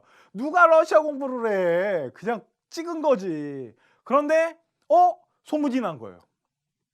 러시아어는 애들이 공부를 안 한다. 그래서 찍어도 점수가 웬만큼 나오기 때문에 조금만 공부를 하잖아? 그러면 점수가 나올 수 있어 라는 게 이 강남을 시작해갖고 막 퍼져나가기 시작했어요. 그러니까 애들이 러시아 공부를 시작한 거야. 그 2014년에 나타난 거예요. 그러니까 막 48점, 42점. 공부한 아이들은 점수를 잘 맞았는데 그 밑에 애들은 다 뭐 하는 건 줄 알아? 또 찍은 거야. 그 소문만 듣고. 찍으면 잘 나온대. 그런데 아까 말했잖아. 5, 6등급 나오는 아이들이 잘 찍어서 18점으로 3등급 나와봐. 그게 어디야. 백분위가 다른데. 그러다가 2015년 되니까 보이죠. 3등급이 42점까지 올라간 거. 왜? 애들이 공부를 이제 좀 하는 거야. 러시아어는. 그러니까 러시아어를 보면서 이제 찍는 시대는 끝난 거야. 이제 러시아어의 시대는 끝난 거지. 우리 찍는 학생들은. 그러니까 얘네들은 공부를 하는 학생들이야. 그래서 무슨 얘기가 나오기 시작했냐면 베트남어랑 아랍어를 하자라는 이제 얘기가 나오기 시작한 거야. 학교에서 장담하네. 아랍어 배우는 학교가 어딨어. 내가 특히 아랍어는 내가 인강을 들어봤어요. 인강을 듣고 책을 뽑았어. 그래서 아랍어를 내가 1, 2강을 공부하면서 느낀 게 뭔지 알아? 내가 왜 공부했냐면 혹시나 이거 점수를 만들 수 있는 좀 법칙 같은 게 있지 않을까? 뭐 이런 생각이 좀 있어서 한번 분석을 해봤는데 개뿔 그런 거 없어. 겁나 어려워 아랍어. 그 지렁이 글씨가 그러면 잘 봐요. 베트남어부터 갈게요. 베트남어 같은 경우는 무슨 바람이 불었었냐면 찍어도 점수가 나와 라는 얘기가 나오기 시작한 거예요. 그러니까 베트남어를 공부하는 학생들이 별로 없었기 때문에 찍어서 점수를 만들자라는 게 러시아어 다음으로 나타나기 시작해서 잘 봐요. 1등급은 43점이죠. 1등급은 43점이었어요. 그런데 2등급 21이고 얘 16이죠. 이거 두 개 찍은 거야. 이 밑으로 애들 다 찍은 거라고. 얘만 공부한 거야. 공부한 아이들이 왜 없었겠어. 말했잖아. 아까 러시아어랑 똑같은 거예요. 옛날엔 진짜 다 찍었다고. 다 찍어서 그냥 시험 본 거야. 누가 베트남어를 공부해서 시험을 봐. 다 찍지 그냥. 근데 이 막 이제 열풍이 분 거야. 사타함보다 제2외국어 점수 따기가 쉽고 사타함 보험용으로 제2외국어를 해볼까? 해가지고 만든 게 바로 베트남어 쪽으로 학부모들이 모여가지고 그룹을 만들어갖고 베트남 선생님 하나 데려다가 수업을 했다고. 진짜 강남에서 그랬다고. 그러니까 얘네들은 뭐냐면 공부한 애들, 안 한 아이들부터 찍은 거야. 21점 잘 찍었네. 이해가? 그런데 2015년이 되면서 보이지? 공부하는 학생들이 늘어나기 시작했어. 더 재밌어, 그지? 봐봐. 러시아어랑 똑같이 되지. 점점 공부 잘하는 애들이 늘어나더라는 거야. 그러면서 모든 시선이 이제 어디로 가? 아랍어로 가는 거야. 설마 아랍어 공부는 안 하겠지. 아랍어 공부한 학교는 거의 없다고 봐 난. 그러니까 자체내로 공부를 해야 되거든. 야, 아랍어 선생 어디 가서 데려올래? 그래서 아랍어도 똑같은 현상이 일어나는 거야. 공부한 애와 찍은 아이들. 공부 다 찍었어. 다 찍었어. 2015년에는 다 찍었어. 공부한 아이들이 그렇게 많지도 않아. 그러니까 이런 현상이 일어나서 저번에 우유진 선생님이 그런 얘기 했어요. 아이가 가서 잘 찍었는데 2등급 나왔다고. 걔 18점 나오면 18점. 잘 찍었네. 그러니까 아랍어는 공부를 해서 보라는 게 아니에요. 그냥 이런 거야. 신청을 해. 어차피 남들보다 좀 더 늦게 나가는 거잖아. 수능장에서. 애들 다 집에 가면 너네들 남잖아. 제2외국어 보는 아이들. 남아갖고 아랍어 찍고 기지개 한번 피고 나가서 애들이랑 뭐하고 놀지 그거 생각하는 거야 얘들아. 아랍어 다 찍어놓고 이거 찍는데 얼마나 걸린다고. 그렇지 않아? 걷다가 내가 그냥 분석을 그렇게 막 집중적으로 하진 못했지만 내가 지금까지 아랍어를 분석한 결과 EBS 교재에서 연계한다라는 거야. 자, 그렇기 때문에 이거 잘 찍으라고 이 얘기를 했던 거예요. 사탐 점수가 막 5, 6등급 나온 아이들 잘 찍어서 많이 2등급 나오면 브라보 마이라이프 아니야? 두 번째, 최저 맞출 수 있잖아. 제2외국어를 최저로 집어넣는 학교 없을 것 같아? 있어, 왜 이래? 그러니까 아랍어나 베트남어는 얘들아 공부해서 보는 건 아니야. 잘 찍는 거지. 여기 봐봐. 얘들 다 찍은 거야. 3등급부터 5등급까지. 얘들도 다 찍은 거라고. 얘들 찍은 거야. 다 찍었어. 작년에. 그러니까 사탐보다 점수를 좀 만드는 거. 어차피 100분위로 가는 거 아니야? 그러니까 사탐에서 70점이랑 제2외국어 100분위 70점이 같은 점수인 거예요. 대학교에서 나중에 환산 점수로 썼을 땐. 그러니까 한 번의 기회가 더 있다라는 거지. 그러니까 한번 잘 찍어봐 이 얘기를 하는 거지. 이거 아는 컨설턴트들은 옛날부터 이거 입시 설명회나 이럴 때 많이 했었어요. 이런 얘기 많이 하고 돌아다녔다고. 뭐 기초 베트남 합시다. 우리 한번 잘 찍어봅시다. 아랍어 한번 잘 찍어봅시다. 이런 얘기 하고 다녔었거든. 그런데 저 같은 경우는 제2외국어가 아랍어를 본다라 그러면 반대하지 않아요. 그래 가서 잘 찍고 와 라고 말해주거든요. 그런데 그렇게 막 공부를 열과 성의를 갖고 하라고 얘기하진 않아요. 대학 레벨이 그렇게 높지 않기 때문에 하여튼 이 정도예요. 제2외국어에 대한 이야기가 이걸 얘기하고자 했던 거예요. 그때. 그러니까 찍어서 점수를 만들고 사탐보다 100분이 따는 방법이 어떻게 보면 더 쉬울 수 있다라는 거죠. 그러니까 이런 부분에 대해서는 좀 잘 봐놓으시면 될 것 같기는 해요. 그리고 뭐 아니면 아까 앞에서 잠깐 봤지만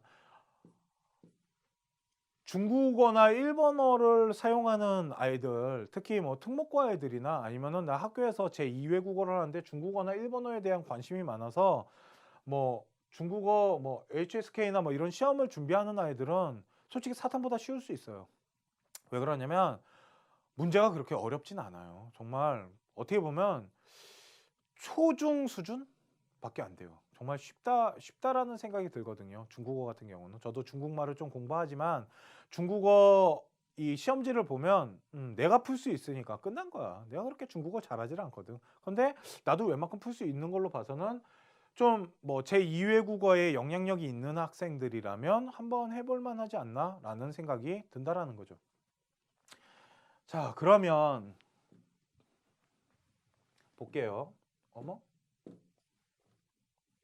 자, 사탐 공부는 그러면 언제 해야 되는지에 대해서 마지막으로 한번 설명을 해드릴게요. 제2 외국어는 무슨 말인지 아시겠죠? 예, 결국은 제2 외국어를 간략하게 요약하자면 잘 찍고 와라 이거예요. 뭐를? 아랍어. 베트남은 이제 하지 마세요. 베트남보다 아랍어를 전 추천합니다. 이거 몇 년 안 남았어요. 내가 보기엔 이거 진짜 몇 년 안 남았어요. 이것도 막 바람 불 거라고요. 또 소문 나고 막 이래서 안 그래도 지금 러시아어랑 베트남어 소문 나가지고 막 바뀌는 거 봐요. 아랍어 얼마 안 남았어요. 내가 보기엔. 자, 그러면 사탐 공부는 언제 해야 되냐면 그냥 이렇게 말할게요. 고2 때 한 과목의 개념 정도는 완성을 해놔야 돼요. 고2 때 한 과목 정도, 그러니까 고2 시절에 한 과목을 해놓고 언제 또 하는 거냐면 고2에서 고3 올라가는 겨울방학이 있죠. 우리 고2에서 고3 올라가는 겨울방학 시즌에 나머지 하나의 과목을 끝내야 돼요.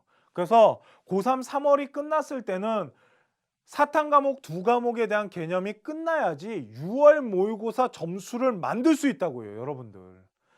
6월 모의고사 점수랑 9월 모의고사 점수를 가지고 수시 정하잖아. 근데 그때도 사탐을 개념을 하고 있으면 안 돼. 걷다가 너네들이 진짜 바보 같은 게 뭔지 알아? 6월 모의고사랑 9월 모의고사 끝난 다음에 학생들이나 학부모가 나한테 컨설팅 할 때 가장 많이 말하는 게 사탐은요 아직 다 안 했기 때문에 점수가 이거밖에 안 나온 거예요. 나 잘 모르겠다. 얼마나 더 올릴 수 있다고 보는데 네가. 그러니까 6월 모의고사 때 대학교를 선정할 수 있는 완벽한 성적표를 갖고 와야 돼. 네가 최선을 다했을 때 나온 그 성적표를 보여줘야 된다고. 그러려면 사탐 과목 같은 경우는 고등학교 2학년 때랑 3학년 겨울방학 그 올라가는 겨울방학 때 웬만큼 다 정리해 놓고 6월 모의고사를 볼 때는 네 실력이 나와야 되는 거야. 그런데 보통 아이들 그러잖아. 고3 시작해서 한다고. 막 고3 올라가서 해도 안 늦지 않아요? 나 그러면 애들한테 그래. 그래 해. 고3 때 해. 그러고 뭐 1년 더 하면 되지. 그렇게 쉬운 과목이 아니야 얘들아. 사회탐구라는 게. 두 번째는 고2 때 고3 올라가는 겨울방학부터 나머지 한 과목을 완성해야 돼요. 그래서 6월, 9월 모의고사를 봤을 때 너의 완벽한 점수가 나올 수 있게 해놔야 되고 야, 고3 때는 진짜 뭐 하는 건 줄 아니, 얘들아. 사탐 공부는 고3 때 하는 게 아니야. 미리 해놓고 고3 때는 수능 특강이랑 수능 완성 문제만 푸는 거야. 문제 풀면서 내가 몰랐던 것들 있잖아. 그거에 대한 개념만 정리하는 시간을 가져야 된다고. 왜? 야, 고3 때 봐. 너네 EBS 교재 얼마나 많은 줄 아냐? 영어 교재 봐야 되지, 수학 교재 봐야 되지, 국어 교재 봐야 되지, 지문 똑같이 나온다는데 요번에 이제 또 응용한대지. 이런 된장 볼 건 졸라 많아요. 근데 더 웃긴 건 그거 아니야? EBS 교재의 강점이 뭔지 알아? 매년 바뀐다라는 거야. 그래서 선행이 안 돼. 그해 그 문제 풀어야 된다고. 그 지문 그해 봐야 된다고. 그렇기 때문에 고3 때는 학습량이 어마어마한데 왜 그때 사탐 갖고 고생하냐고. 언제 하면 돼? 고등학교 2학년 때부터 미리미리 해놓는 거야. 그래야지 네 고3 인생이 편해져. 뭐만 하면 돼? 특강이랑 완성의 문제만 풀면 되는 거야. 그리고 9월 모의고사 끝난 다음에 되게 여유 있게 뭐 하는 거야? 기출 문제 한 3년치 푸는 거야, 얘들아. 그러면서 이제 정리 단계 들어가는 거지. 그래야지 1등급 나온다. 고3 때 개념 시작하자. 내가 장담하는데 그렇게 되게 힘든 인생을 살게 돼. 그렇기 때문에 6월 모의고사는 완벽한 준비 상태에서 너의 기준의 성적표를 보여줘야 돼. 그래야지 수시라는 거를 준비할 수 있는 거야, 얘들아. 수시는 6월부터 준비하는 거란다. 이해가? 9월 달에 접수하잖아. 그러면 생기부랑 생기부 분석해서 자소서는 언제 쓰려고? 닥쳐서 쓸래? 아니야. 미리미리 준비해놔야 된다고. 우리 컨쇼 방송 수시 방송 언제부터 해? 6월 달부터 해, 얘들아. 왜 그때 해줄 것 같아? 그때부터 준비를 조금씩 해나가야 되거든. 그 기준이 뭔지 알아? 6월 모의고사 성적표야. 이해가? 그건 나중에 수시 방송 때 다시 해드리도록 하겠습니다. 용의 꼬리가 대학을 변화시킵니다. 이건 진짜 날 믿어야 돼요. 이거 학부모님들 이거 잘 보셔야 돼요. 사탐 무시하셨다가 대학 레벨 낮아지는 경우 내가 진짜 많이 봐서 그래요. 이런 아이가 있었어요.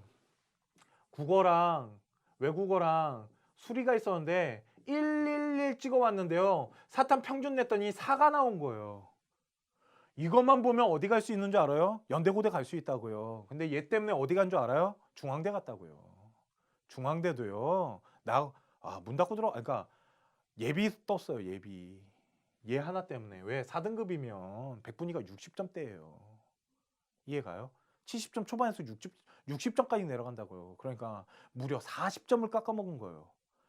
40점을 깎아먹으니까 대학 레벨이 어떻게 좋아져. 그게 뭐냐면 이거예요. 용의 꼬리를 무시했다가 무너진 거예요. 그 아이가. 예, 그런 얘기 했다고요. 고3 때 열심히 했는데 안 오르더라는 거죠. 2학년 때 막 4, 5등급 나오던 애가 했는데 안 오르더라는 거예요. 왜? 쉬운 게 아니라니까요. 사탐 과목은 암기 과목이 아닌데다가 이해해서 응용해서 문제를 풀어야 되기 때문에 그렇게 쉬운 게 아니에요. 어머님들 그거 꼭 아셔야 돼요. 그래서 문제를 정말 사탐 과목은 좀 빨리빨리 시작을 하시는 게 좋아요. 특히 고등학교 2학년 때 어머님들 아니 꼭 학원을 보내라는 게 아니에요. 인강 좋은 것들도 많아요. 인강을 보게 하시든지 아니면 아이가 자기주도 학습이 안 돼서 인강이 안 된다라면 사탐학원 하나를 보내서 내신이랑 상관없이 수능을 볼 수 있는 한 과목 정도를 미리미리 챙기셔야 돼요. 왜 그걸 모르실까? 내가 그게 제일 답답하다니까. 아무리 설명드려도 왜 안 믿죠? 이러고 고3 때 불 떨어지니까 어떡하지? 큰일 났네 하고 찾잖아요. 그러니까 그렇게 하지 마시고요. 고등학교 2학년 때 하나 잡고 가셔야 돼요. 특히 한국사는 제가 한국사 방송도 할 거예요. 2017년 절대평가로 바뀌었기 때문에 그것도 어떻게 준비하셔야 될지는 그때 2017년 한국사 절대평가 분석방송 때 다시 해드리도록 하고요. 일단 사탐은 이걸 좀 잘 보셨으면 좋겠어요. 제가 사탐 강사를 해서 미리미리 하라고 말씀드려서 돈을 벌려고 그러는 게 아니에요. 이게 진짜 진리, 이게 맞는 거라니까요. 상위대학 간 아이들 잘 보세요. 사탐 미리미리 다 해놓은 아이들이 더 많아요. 두 번째, 상위권 아이들이 솔직히 그냥 이렇게 말씀드릴게요. 상위권 학생들이 정규라인 아이들 있죠. 정규라인. 보통 아이들 정규라인 아이들은 고3 때 사탐 시작하는 아이들이 있어요. 맞아요. 있어요. 근데 걔네들은 왜 그게 가능하냐면 영수가 돼 있잖아요. 국어, 영어, 수학이 기본이 다 돼 있으니까 시간이 돼요. 사탐을 할 수 있는 여유적인 시간이 있다고요. 왜? 그 EBS 지문 하나 푸는데 얼마 안 걸려 걔네들은. 그러니까 시간적인 여유가 있으니까 이거를 할 시간이 있다고. 그런데 이런 아이들이 아니면 시간이 없다고요. 왜? 교재 볼 게 얼마나 많으면 기출문제는 또 언제 볼 거고. 그러니까 미리미리 해야 된다라는 얘기를 제가 말씀을 드리는 거고, 고등학교 2학년 때 하나의 과목을 내신이랑 같이 하면서 좀 정리를 하시고요. 그리고 고3 겨울방학 때 한 과목을 맞아 하셔갖고 6월 모의고사 때는 완벽한 성적표를 갖고 오는 게 그 아이가 좋은 대학을 갈 수 있는 방법 중에 하나입니다. 꼭 그 부분을 진짜 좀 잘 보셨으면 좋겠어요. 너무 늦게 시작을 안 하시는 게 좋고요. 아까 과목을 선택하는 데 있어서는 아까 말씀드린 것처럼 좀 공부 잘하는 아이를 피하는 게 가장 좋기는 해요. 그죠? 공부를 잘하는 아이들. 아까 데이터 보여드렸잖아요. 사회문화 보셨죠? 경제 보셨죠? 한국사 보셨잖아요. 그런 과목 잘 모르겠어요. 그리고 또 연관성이 있는 과목을 선택하는 게 전 좋다고 생각해요. 생활윤리를 할 거면 윤리사상을 하고 한국지리를 할 거면 세계지리를 하고 그런 식으로 연관성이 있는 거를 하는 게 좋고, 가장 좋은 건 학생이 가장 좋아하는 과목을 하는 게 가장 좋은 거라고 저는 생각을 합니다. 자, 오늘 사탐 방송은 일단은 이 정도예요. 그러니까 선택의 기준, 그리고 언제 해야 되고, 그리고 비율은 어떤 식으로 나오며 제2외 국어는 아까 말씀드렸죠? 잘 찍고 와. 그겁니다. 그래서 좀 사탐 때문에 대학 레벨이 바뀌지 않고 사탐 점수로 인해서 대학교가 무너지지 않는, 사탐이 발목 잡혔다라는 얘기를 안 듣기 위해서는 좀 미리미리 준비를 하시는 게 좋고요. 예, 제 사탐 방송은 오늘은 여기까지 하도록 하겠습니다.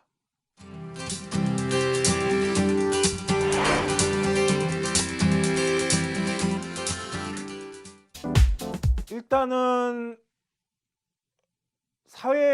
사탐이라는 과목을 선택하는 기준은 내가 생각했을 때 그건 것 같아요. 일단은 자기 자신이 좋아하는 거 하는 게 맞아요.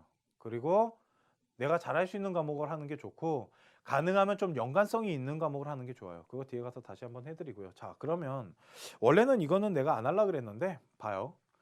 저번 제가 방송 때 그 얘기를 한번 드렸어요. 제2 외국어 방송을 사탐하면서 한번 해드리겠다고. 왜 그러면 제2 외국어가 좀 되게 웃긴 게 많아요. 또한 제2 외국어를 보는 학교가 그렇게 상위권 레벨 학교가 많지가 않기 때문에 제가 그렇게 강추를 하진 않지만 중위권이나 중하위권 학생들, 특히 사탐 점수가 조금 덜 나오는 아이들 있죠. 뭐 사탐 점수가 5등급, 6등급, 7등급 이렇게 나오는 아이들은 좀 봐요. 그러면 아마 도움이 될 거예요. 첫 번째 제가 준비해온 과목이 뭐냐면 프랑스어예요. 프랑스어인데 이거 그냥 보여드릴게요. 프랑스어는 하나의 기준을 보여드리기 위해서 한 건데 좋은 과목이라고 말씀드리는 거 아니에요. 아이들이 많이 하는 과목이에요. 불어, 스페인어, 중국어, 일본어 이거 네 개는 진짜 많이 하거든요. 특히 특목고 아이들도 있기 때문에. 그런데 보면 원점수가 뭐 48점, 수능 때에 46점 나오는데 봐요. 9평 봤을 때, 9월 모의고사 봤을 때 이 점수가 수능 보니까 점수 내려가죠. 두 번째, 잘 봐. 2015년 9평 봤을 때보다 수능 봤을 때 점수대가 대표적으로 내려가죠. 아이들이 모의고사 본 거보다 수능장 가서 시험 봤을 때 제2 외국어는 대표적으로 점수가 다 내려가요. 그렇기 때문에 제가 그거를 중요시하는 것 중에 하나긴 했어요. 또한 프랑스어 볼게요. 프랑스어 2015년 거 46점 1등급만 봐요. 47점, 47점, 46점, 2등급 46점이죠. 그러니까 점수가 안 낮네. 이거는 프랑스어를 할 줄 아는 아이들이 되게 많이 시험을 본 거예요. 정말 공부를 열심히 하는 아이들이 본 거라고. 그러니까 제2외국어 쉬운 거 아니야. 그런데 그러면 다음 과목을 볼게요. 다음 과목은 중국어랑 일본어예요. 자 봅시다. 중국어 같은 경우도 그냥 2015년 것만 볼게요. 나머지는 그냥 옆에서 한번 봐보세요. 이거 봐. 수능장 갔더니 떨어지잖아 점수가. 이상해 이게. 수능장만 가면 이거 봐. 떨어지잖아. 떨어지는 점수가 더 많아. 1등급이랑 2등급이 벌어졌다라는 거 아니에요 지금. 2015년에. 그런데 봐요. 2015년 47점이죠. 2등급 43점이야. 그러니까 쉬운 과목이 아니라니까. 애들이 공부 되게 그러니까 열심히 준비하는 아이들이 오는 거예요, 이게. 걷다가 봐봐. 일본어도 47점, 45점. 수능장 가서 정신이잖아? 그러면 잘 생각해 봐야지. 딴 거를 선택하는데 그럴 거면 아까 했던 그런 경우라면 아까 했던 생활윤리나 사회문화 이게 나아. 여기에서 선택하는 게 낫다고. 세계사보다는. 무슨 말인지 알겠어? 동아시아사 같은 경우도 역사파들이 좀 많이 모여 있다라는 거고, 세 번째는 법과 정치 세계사 경제인데, 자 경제 봅시다. 법과 정치는 아까 말해줬죠. 법과 정치가 합쳐지면서 법이 생각보다 되게 어렵다고. 쉬운 과목이 아니에요, 법이라는 게. 그래서 2.79%나 된다라는 건 법과 정치 같은 경우도 조금 법에 대해서, 그러니까 정치에 대해서 좋아하는 아이들이 좀 몰렸다라는 경우가 볼 수 있고, 중요한 거는 세계사는 그냥 패스할게요. 워낙 보는 아이들이 없으니까. 근데 경제 봐요. 경제는 1등급이 6.18%야. 끝난 거야. 만점자랑 1등급이 똑같잖아. 사회문화랑 똑같은 현상이 일어나고 있잖아. 그런데 사회문화랑 틀린 게 뭐냐면 얘들아, 인원이 562명밖에 안 돼. 왜? 몇 명 안 봐. 아까 봤잖아. 꼴찌잖아. 걷다가 진짜 완전 개빠들이 보는 거야, 경제는. 그러니까 2등급 봐봐. 6.23%. 2등급이 6.23%나 돼. 걷다가 백분위가 91로 떨어지는 데다가 3등급도 11%확 떨어지지. 왜? 앞에 다 있거든. 그러니까 경제라는 과목이랑 한국사라는 과목은 얘들아 진짜로 좋아하는 아이들이 많이 모인다라는 거야. 내가 너무 많이 강조하나? 그래, 생활윤리 같은 경우는 윤리사상이랑 묶어서 공부하면 되게 좋은 과목이에요. 사회문화도 솔직히 이렇게 말할게요. 사회문화는 옛날만큼 추천하고 싶진 않아요. 그런데 암기하기 싫어하는 아이랑 이해력이 좀 뛰어난 아이들은 솔직히 사회문화 해도 돼요. 뭐 붙을만 하니까. 지리는 아까 말했죠. 지도 보고 우리나라 지형이나 이런 거 너무 좋아하는 아이들. 그리고 장담하는데 지리가 진짜 외울 게 없어요. 지리 외우는 거 뭐냐면 지도에 있는 지형만 좀 외우면 돼요. 지리는 진짜 외울 게 제일 없는 과목이라고 난 생각을 해요. 사회문화보다도 없다. 사회문화만큼 없어요, 정말. 또한 한국 지리를 선택하는 학생이라면 나 같으면 세계 지리 선택하겠어. 왜? 두 개 연관성이 있는 거 되게 많아요. 한국 지리에서 바닷가 배우잖아. 뭐 해시계나 시스텍, 시아치? 그거 뭐 우리나라에만 있을까? 미국이나 다른 나라에는 그런 C아치나 C스택이 안 나타날까? 다 나타난다고. 그러니까 같이 이 묶여져서 배울 수 있는 게 되게 많아요. 그래서 한국 지리 선택하는 바라면 세계 지리를 같이 하는 것도 나는 솔직히 좋다고 봐요. 윤리사상이랑 생활윤리 묶어서 가듯이 한국 지리랑 세계 지리를 묶어서 가는 것도 난 되게 좋은 방법이라고 생각해요. 그래서 일단은 제가 비추하는 거는 경제랑 한국 지리고, 솔직히 좀 추천을 하는 과목은 생활윤리와 윤리사상, 그리고 한국 지리를 할 거면 세계 지리 아니면은 사회문화.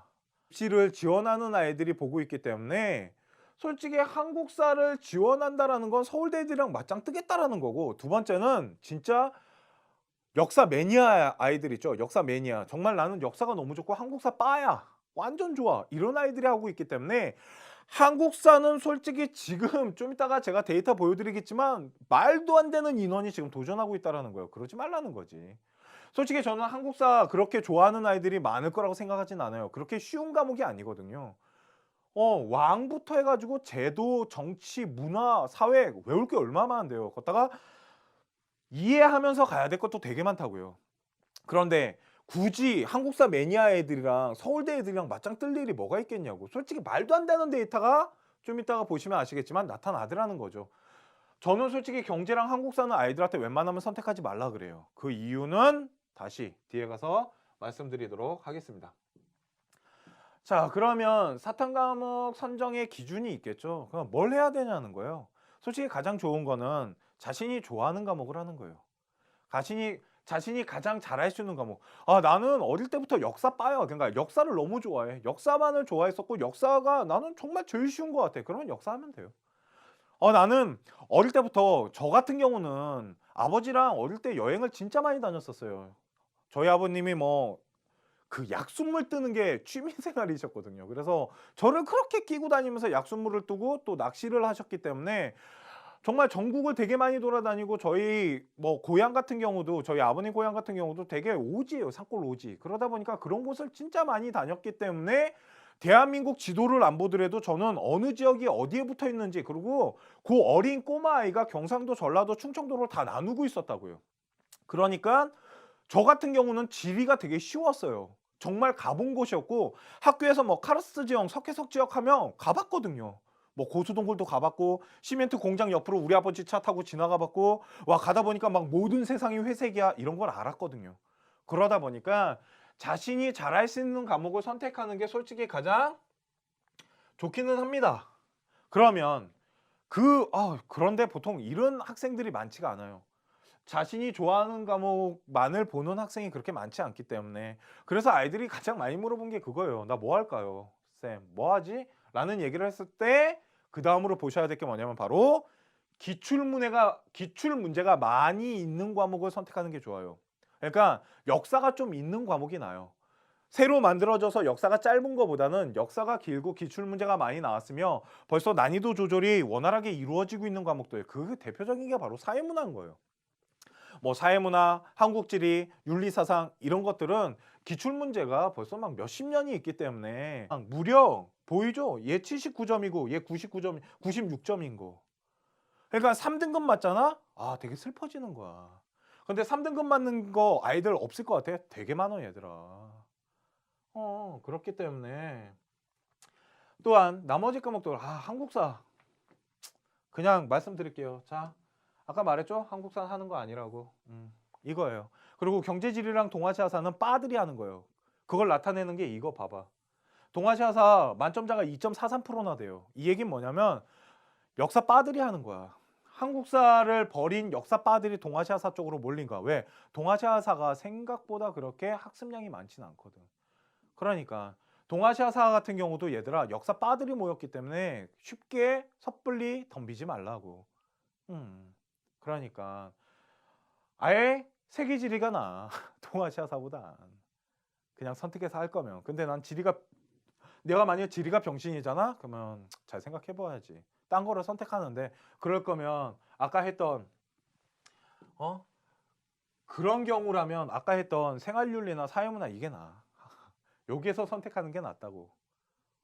세계사보다는. 무슨 말인지 알겠어? 동아시아사 같은 경우도 역사파들이 좀 많이 모여 있다라는 거고, 세 번째는 법과 정치 세계사 경제인데, 자, 경제 봅시다. 법과 정치는 아까 말해줬죠. 법과 정치가 합쳐지면서 법이 생각보다 되게 어렵다고. 쉬운 과목이 아니에요, 법이라는 게. 그래서 2.79%나 된다라는 건 법과 정치 같은 경우도 조금 법에 대해서, 그러니까 정치에 대해서 좋아하는 아이들이 좀 몰렸다라는 경우가 볼 수 있고, 중요한 거는 세계사는 그냥 패스할게요. 워낙 보는 아이들이 없으니까. 근데 경제 봐요. 경제는 1등급이 6.18%야. 끝난 거야. 만점자랑 1등급이 똑같잖아. 사회문화랑 똑같은 현상이 일어나고 있잖아. 그런데 사회문화랑 틀린 게 뭐냐면 얘들아, 인원이 562명밖에 안 돼. 왜? 몇 명 안 봐. 아까 봤잖아. 꼴찌잖아. 걷다가 진짜 완전 개빠들이 보는 거야, 경제는. 그러니까 2등급 봐봐. 6.23%. 2등급이 6.23%나 돼. 걷다가 백분위가 91로 떨어지는 데다가 3등급도 11%확 떨어지지. 왜? 앞에 다 있거든. 그러니까 경제라는 과목이랑 한국사라는 과목은 얘들아 진짜로 좋아하는 아이들이 많이 모인다라는 거야. 너무 내가 너무 많이 강조하나? 그래, 생활윤리 같은 경우는 윤리사상이랑 묶어서 공부하면 되게 좋은 과목이에요. 사회문화도 솔직히 이렇게 말할게요. 사회문화는 옛날만큼 추천하고 싶진 않아요. 그런데 암기하기 싫어하는 아이랑 이해력이 좀 뛰어난 아이들은 솔직히 사회문화 해도 돼요. 뭐 붙을만 하니까. 지리는 아까 말했죠. 지도 보고 우리나라 지형이나 이런 거 너무 좋아하는 아이들. 그리고 장담하는데 지금까지 아랍어를 분석한 결과 EBS 교재에서 연계한다라는 거야. 자, 그렇기 때문에 이거 잘 찍으라고 이 얘기를 했던 거예요. 사탐 점수가 막 5, 6등급 나온 아이들 잘 찍어서 많이 2등급 나오면 브라보 마이라이프 아니야? 두 번째, 최저 맞출 수 있잖아. 제2외 국어를 최저로 집어넣는 학교 없을 것 같아? 있어, 왜 이래? 그러니까 아랍어나 베트남어는 얘들아 공부해서 보는 건 아니야. 잘 찍는 거지. 여기 봐봐. 얘들 다 찍은 거야. 3등급부터 5등급까지. 얘들도 다 찍은 거라고. 얘들 찍은 거야. 다 찍었어. 작년에. 그러니까 사탐보다 점수를 좀 만드는 거. 어차피 100분위로 가는 거 아니야? 그러니까 사탐에서 70점이랑 제2외 국어 100분위 70점이 같은 점수인 거예요. 대학교에서 나중에 환산 점수로 썼을 땐. 그러니까 한 번의 기회가 더 있다라는 거지. 그러니까 한번 잘 찍어봐 이 얘기를 하는 거지. 이거 아는 컨설턴트들은 옛날부터 이거 입시 설명회나 이럴 때 많이 했었어요. 이런 얘기 많이 하고 돌아다녔다고. 뭐 기초 베트남 합시다. 우리 한번 잘 찍어봅시다. 아랍어 한번 잘 찍어봅시다. 이런 얘기 하고 다녔었거든. 그런데 저 같은 경우는 제2 외국어가 아랍어를 본다라 그러면 반대하지 않아요. 그래, 가서 잘 찍고 와 라고 말해주거든요. 그런데 그렇게 막 공부를 열과 성의를 갖고 하라고 얘기하진 않아요. 대학 레벨이 그렇게 높지 않기 때문에. 하여튼 이 정도예요. 제2외 국어에 대한 이야기가 이걸 얘기하고자 했던 거예요, 그때. 그러니까 찍어서 점수를 만들고 사탐보다 100분이 따는 방법이 어떻게 보면 더 쉬울 수 있다라는 거죠. 그러니까 이런 부분에 대해서는 좀 잘 봐놓으시면 될 것 같기는 해요. 그리고 뭐 아니면 아까 앞에서 잠깐 봤지만 중국어나 일본어를 사용하는 아이들, 특히 뭐 특목고 아이들이나 아니면은 나 학교에서 제2외국어를 하는데 중국어나 일본어에 대한 관심이 많아서 뭐 중국어 뭐 HSK나 뭐 이런 시험을 준비하는 아이들은 솔직히 사탐보다 쉬울 수 있어요. 왜 그러냐면 문제가 그렇게 어렵진 않아요. 정말 어떻게 보면 초중 수준밖에 안 돼요. 정말 쉽다라는 생각이 들거든요. 중국어 같은 경우는. 저도 중국말을 좀 공부하지만 중국어 이 시험지를 보면 내가 풀 수 있으니까 끝난 거야. 내가 그렇게 중국어 잘하지 않거든. 근데 나도 웬만큼 풀 수 있는 걸로 봐서는 좀 뭐 제2외 국어에 영향력이 있는 학생들이라면 한번 해볼 만하지 않나 라는 생각이 든다라는 거죠. 자, 그러면 볼게요. 어머? 자, 사탐 공부는 그러면 언제 해야 되는지에 대해서 따로 집어넣는 학교 없을 것 같아? 있어, 왜 이래? 그러니까 아랍어나 베트남어는 얘들아 공부해서 보는 건 아니야. 잘 찍는 거지. 여기 봐봐. 얘들 다 찍은 거야. 3등급부터 5등급까지. 얘들도 다 찍은 거라고. 얘들 찍은 거야. 다 찍었어. 작년에. 그러니까 사탐보다 점수를 좀 만드는 거. 어차피 100분위로 가는 거 아니야? 그러니까 사탐에서 70점이랑 제 2외 국어 100분위 70점이 같은 점수인 거예요. 대학교에서 나중에 환산 점수로 썼을 땐. 그러니까 한 번의 기회가 더 있다라는 거지. 그러니까 한번 잘 찍어봐 이 얘기를 하는 거지. 이거 아는 컨설턴트들은 옛날부터 이거 입시 설명회나 이럴 때 많이 했었어요. 이런 얘기 많이 하고 돌아다녔다고. 뭐 기초 베트남 합시다. 우리 한번 잘 찍어봅시다. 아랍어 한번 잘 찍어봅시다. 이런 얘기 하고 다녔었거든. 그런데 저 같은 경우는 제 2 외국어가 아랍어를 본다라 그러면 반대하지 않아요. 그래 가서 잘 찍고 와라고 말해주거든요. 그런데 그렇게 막 공부를 열과 성의를 갖고 하라고 얘기하진 않아요. 대학 레벨이 그렇게 높지 않기 때문에 하여튼 이 정도예요. 제 2외 국어에 대한 이야기가 이걸 얘기하고자 했던 거예요. 그때. 그러니까 찍어서 점수를 만들고 사탐보다 100분이 따는 방법이 어떻게 보면 더 쉬울 수 있다라는 거죠. 그러니까 이런 부분에 대해서는 좀 잘 봐놓으시면 될 것 같기는 해요. 그리고 뭐 아니면 아까 앞에서 잠깐 봤지만 중국어나 일본어를 사용하는 아이들, 특히 뭐 특목고 아이들이나 아니면은 나 학교에서 제 2외 국어를 하는데 중국어나 일본어에 대한 관심이 많아서 뭐 중국어 뭐 HSK나 뭐 이런 시험을 준비하는 아이들은 솔직히 사탐보다 쉬울 수 있어요. 왜 그러냐면 문제가 그렇게 어렵진 않아요. 정말 어떻게 보면 초중 수준밖에 안 돼요. 정말 쉽다라는 생각이 들거든요. 중국어 같은 경우는. 저도 중국말을 좀 공부하지만 중국어 이 시험지를 보면 내가 풀 수 있으니까 끝난 거야. 내가 그렇게 중국어 잘하지 않거든. 근데 나도 웬만큼 풀 수 있는 걸로 봐서는 좀 뭐 제 2외 국어에 영향력이 있는 학생들이라면 한번 해볼 만하지 않나라는 생각이 든다라는 거죠. 자, 그러면 볼게요. 어머? 자, 사탐 공부는 그러면 언제 해야 되는지에 대해서 마지막으로 한번 설명을 해드릴게요. 제2 외국어는 무슨 말인지 아시겠죠? 예, 결국은 제2 외국어를 간략하게 요약하자면 잘 찍고 와라 이거예요. 뭐를? 아랍어.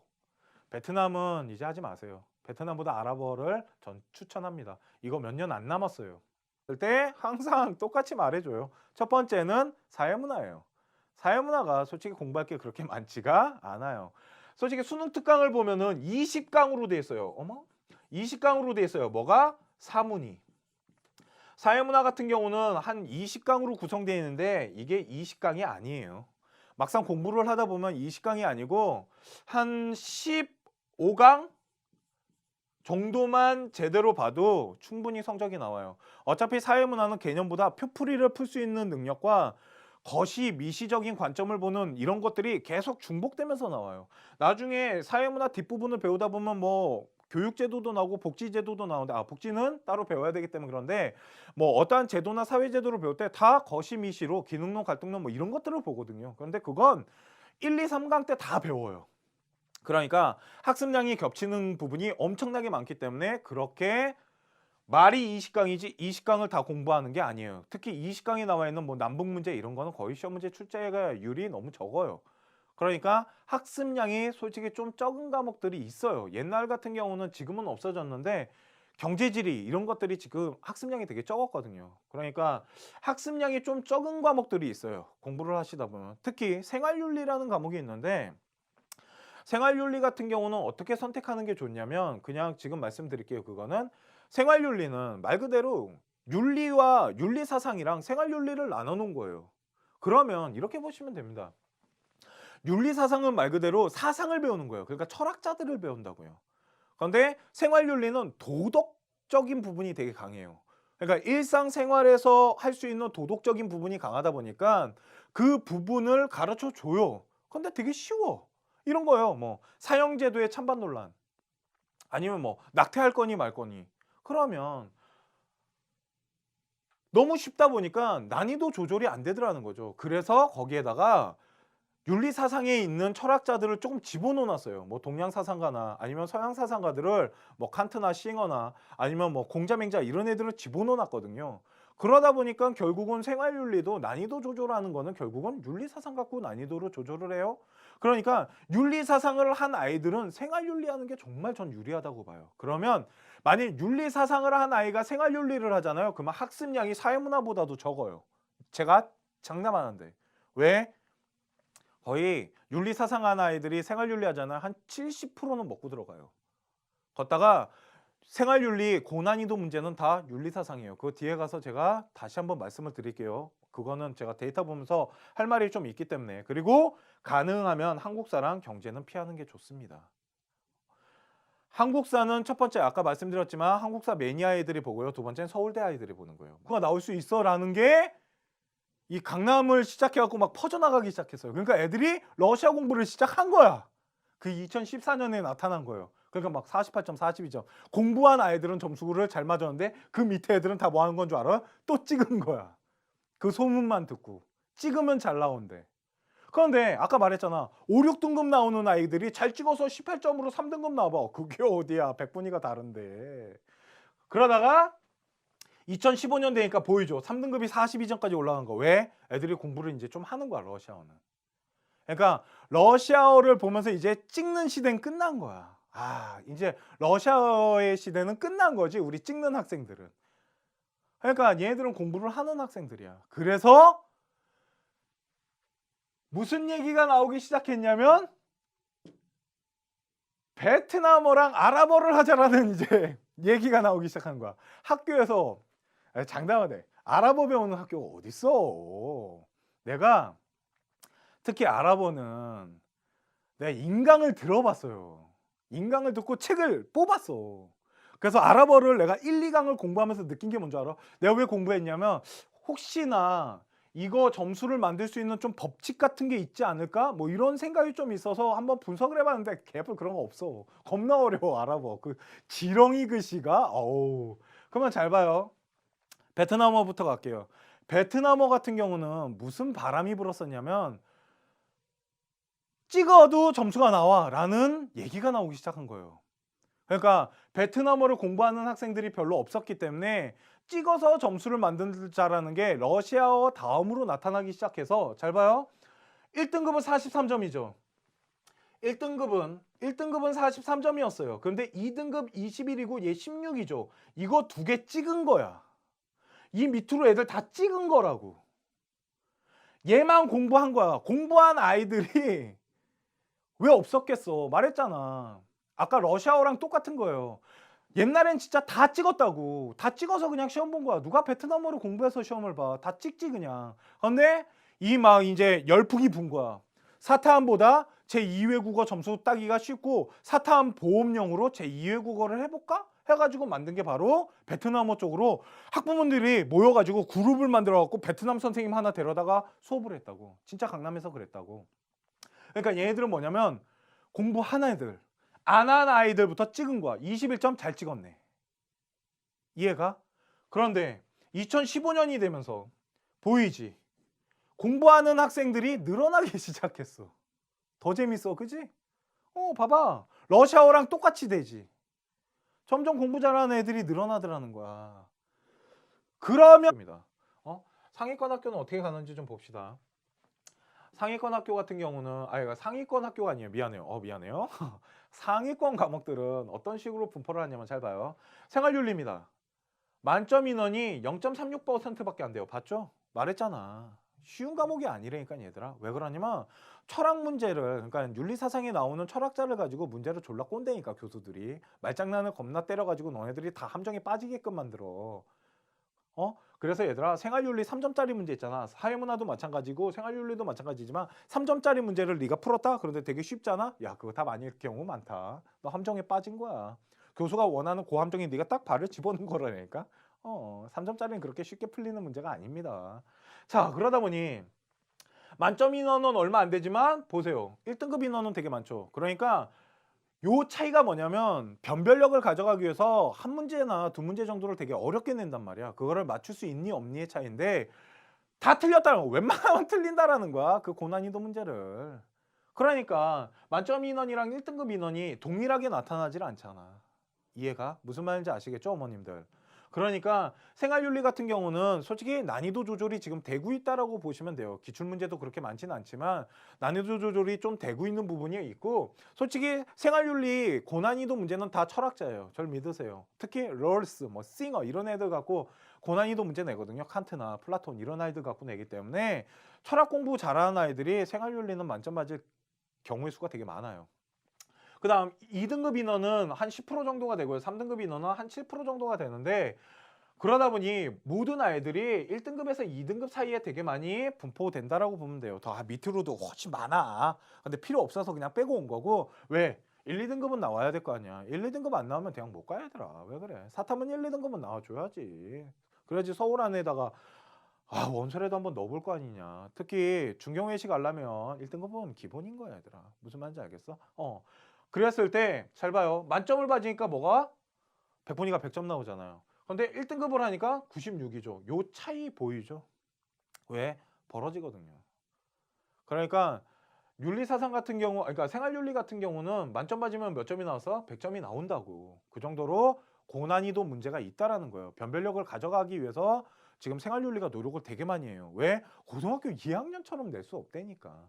고등학교 3학년처럼 내야 된다고. 그러다 보니까 난이도 조절이 좀 되는 모습을 보여주고 있고, 자, 그러면 사회문화를 내가 왜 요즘 추천을 안 하는지 보여줄게요.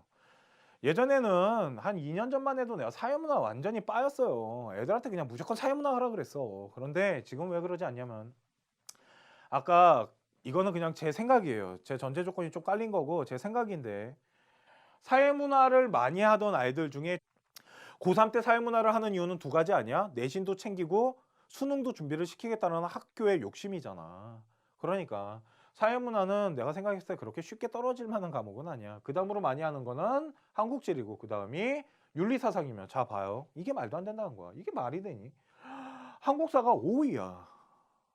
응시율이 4,300. 미친 거야 이거. 43,000이야. 43,000. 미쳤나 봐 얘들이. 서울대가 문과 애들 한국사 다 해봤자 1,000여 명 밖에 더 되겠어. 서울대가 뽑는 게 0.8% 3,000명 정도를 뽑는데, 이과 빠져나가고 문과만 본다라 하더라도 1,000여 명밖에 안 되는 건데, 이거 그러면 1,000여 명이 1등급 먹고 간다는 거 아니야 솔직히. 근데 왜 거기 들어가서 설치고 있냐고, 짜증나게. 그러지 말라고. 네가 진짜 한국사 매니아에서 항상 나는 만점이 나와, 그러면 할만해. 걷다 더 웃긴 거 말해줘. 야, 한국사 조금만 쉽게 나오잖아. 그러면 한국사 매니아랑 서울대 아이들이 다 만점 받을 거 아니야. 그러면 야, 잘하면 너네 하나라도 실수하면 진짜 좆된다니까. 한국사 이런 현상도 일어났었어. 옛날에 3점짜리 틀리면 2등급, 2점짜리 하나 틀리면 2등급, 3점짜리 틀리면 3등급 이래갖고 개작살 난 적 한 번 있었어, 서울대가. 그런 바람에 서울대 떨어진 애가 연대고대도 다 떨어지는 현상도 일어났었다니까. 그러니까 한국사 이렇게 많이 볼 수 있는 인원 아니야. 이거 잘 생각하고 가자고. 한국사를 왜 이렇게 많이 하는지 모르겠어. 와, 12%나 돼. 그러지 말자. 이거 내가 나 한국사도 가르쳐. 나 한국사도 가르쳐. 걷다가 우리 좀 있으면 컨쇼 방송에서 한국사 우리 인강도 할 거야. 근데 왜 내가 한국사 이렇게 깔 것 같아? 내 인강은 2017년용이야. 2016년용이 아니라고. 그러니까 얘들아, 잘 생각하고 잘 판단하자. 한국사랑 경제 이거 두 개는 내가 생각했을 때 진짜 빠가 아닌 이상은 하지 말라고. 나머지는 내가 좋아하는 과목이 있으면 하겠지만, 그리고 만일 내가 진짜 할 과목이 없다라고 생각하잖아. 그러면은 그때 또 봐야 될 것이 뭐냐면 바로, 자, 그러면 등급 현황을 좀 볼게요. 자, 등급 현황을 잘 봐야 돼. 이게 오늘 방송의 핵심이야, 얘들아. 이 등급 현황이 오늘 방송의 핵심인데, 자, 첫 번째는 뭐냐면 상위권 학교입니다. 상위권 학교는 어떻게 가는지 좀 봅시다. 상위권 학교 같은 경우는, 그러니까 상위권 학교가 아니에요. 미안해요. 상위권 과목들은 어떤 식으로 분포를 하냐면, 잘 봐요. 생활윤리입니다. 만점 인원이 0.36%밖에 안 돼요. 봤죠? 말했잖아. 쉬운 과목이 아니라니까 얘들아. 왜 그러냐면 철학 문제를, 그러니까 윤리사상에 나오는 철학자를 가지고 문제를 졸라 꼰대니까 교수들이 말장난을 겁나 때려가지고 너네들이 다 함정에 빠지게끔 만들어. 그래서 얘들아, 생활윤리 3점짜리 문제 있잖아. 사회문화도 마찬가지고 생활윤리도 마찬가지지만 3점짜리 문제를 네가 풀었다? 그런데 되게 쉽잖아? 야, 그거 다 많이 이렇게. 거 46점 1등급만 봐요.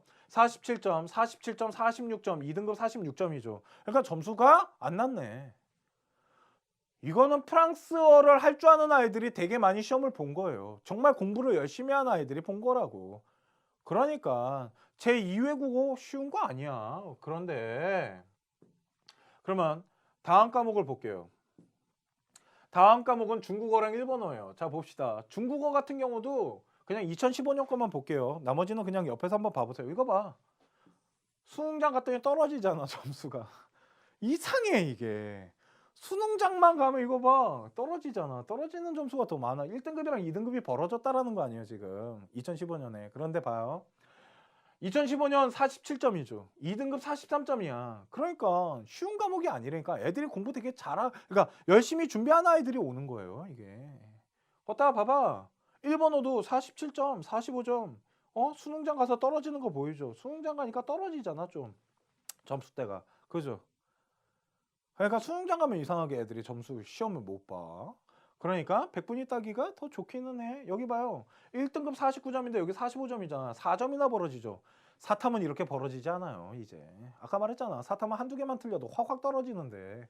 그러니까 제 2외 국어 같은 경우는 그만 47점, 45점이라는 건 아이들이 공부를 하고 있다라는 거예요. 그러니까 섣불리 덤빌 만한 과목은 아니야. 그런데 저번에 우리가 컨쇼 방송할 때 제 2외 국어 얘기가 왜 나왔냐면요. 이것 때문인 거예요. 지금부터 보여드리는 거 보여드릴게요. 잘 보세요. 러시아어는 3, 4년 전까지만 해도 내가 이거 3, 4년 걸 갖고 왔어야 되는데 죄송해요. 러시아어가 49점. 미안요. 자, 러시아어가 49점 겁나 높죠. 걷다가 48점, 42점, 47점, 42점. 그런데 봐요. 3등급 봐. 3등급 18점. 이게 왜 그러냐면요. 이게 왜 이런 현상이 일어났었냐면 18점 보여? 18점? 요 사이 점수차 보여? 이게 러시아어가 이 앞으로 가잖아요. 그러면 10몇 점이 2등급 막 이랬어요. 왜? 러시아 공부를 안 했거든. 애들이 다 뭐 했냐면 찍었단 말이야. 그냥 찍어서 시험 본 거야. 누가 러시아 공부를 해. 그냥 찍은 거지. 그런데 소문이 난 거예요. 러시아어는 애들이 공부를 안 한다. 그래서 찍어도 점수가 웬만큼 나오기 때문에 조금만 공부를 하잖아? 그러면 점수가 나올 수 있어 라는 게 이 강남을 시작해갖고 막 퍼져나가기 시작했어요. 그러니까 백분위 따기가 힘들어요. 백분위는 절대평가가 아니에요. 상대평가지. 내가 잘한다고 점수가 잘 나오는 게 아니라고요. 결국은. 백분위로 가는 거기 때문에 상대적인 평가 점수를 따져보셔야 돼요. 그런데 왜 공부 잘하는 애들이 많은 쪽으로 가냐고 바보처럼. 그러지 말라는 거예요. 그러면 자, 좀 볼게요. 자, 사탐 과목 응시율을 한번 볼게요. 보통 아이들이 어느 정도로 지금 시험을 보고 있는지를 보면 자, 생활윤리가 지금 단연 1등입니다. 이게 바뀐 거예요. 원래 사회문화가 1등이었어요. 2년 전까지만 해도 사회문화가 1등이었는데 이거 사람들이 예측하기 시작했어요. 솔직히 사탐을 분석하거나 사탐을 좀 잘 아는 사람들은 이거 다들 뭐라 그랬냐면 드디어 사회문화의 전성기가 무너지는구나. 생활윤리가 조만간 1등 하겠구나라는 얘기가 나오기 시작했거든요. 그 이유가 뭐냐면 이런 거예요. 생활윤리가 그런데 이거 고3 지금 보고 있는 학생들 아니면 고등학교 2학년 학생들 잘 보셔야 돼요. 특히 고등학교 2학년 학생들이 이 방송 보고 있다라면 진짜 잘 봐봐요. 너네들이 지금 잘못 생각하는 게 하나 있거든. 그게 뭐냐면 생활윤리 고등학교 2학년 때 모의고사 보잖아. 그러면 되게 쉬워. 그지? 모의고사 보면 공부 하나도 안 했는데 막 80몇 점 나오고 90몇 점 나와. 그거 당연한 거야. 왜? 고등학교 2학년용이거든. 고3은 그러지 않아. 고3이 되면 철학자들이 들어오기 시작하고 문제 난이도를 조절하기 시작해. 누가? 교수들이. 좀 이따 보여줄게. 거짓말인지 알아. 그러다 보니까 2학년 때 생활윤리 시험 봤던 애들이 쉽거든. 그래서 고3 때 했다가 개작살 나는 거야. 무슨 말인지 알아? 그러다 보니 이런 거야. 옛날엔 사회문화가 진짜 많이 했었어요. 사회문화가 단독 1위였는데 그런 바람에 사회문화가 지금 이상한 현상이 일어났단 말이야. 생활윤리 쪽으로 아이들이 다 옮겨갔어. 누가? 솔직히 말할까? 이런 거야. 중하위권 아이들이 나는 생활윤리로 정말 많이 이동했다고 봐. 사회문화를 하던 중하위권 아이들이 생활윤리로 이동하다 보니까 생활윤리의 대표적 전체적인 분위기는 내려갔고 사회문화는 잘하는 아이들이 그만큼 많이 모이다 보니까 점수대가 진짜 많이 나는 올라가고 있다라고 보고 있거든. 그래서 내가 요즘 아이들한테 그런 얘기해. 나도 사회문화 가르치고 있거든. 그런데 사회문화를 좀 진짜 사회문화를 좋아하는 아이가 아니고 쌤 뭘 선택할까요? 그러면 나 옛날에는 진짜 이거 1초도 생각하지 않고 말했어. 사회문화 하라고. 왜? 기출문제도 많고 학습량도 적고 걷다가 못하는 아이들이 밑에 베이스도 많이 깔아줬었거든. 그렇기 때문에 사회문화를 많이 하라 그랬었는데 이제 그러지 않아. 나 이제 사회문화를 그렇게 적극적으로 추천하지 않는다고 솔직히. 왜? 생활윤리 때문에 그래. 생활윤리라는 과목이 되게 좋은 과목이야. 이제 보면. 그래서 진짜 내가 할 게 없잖아. 그러면 윤리사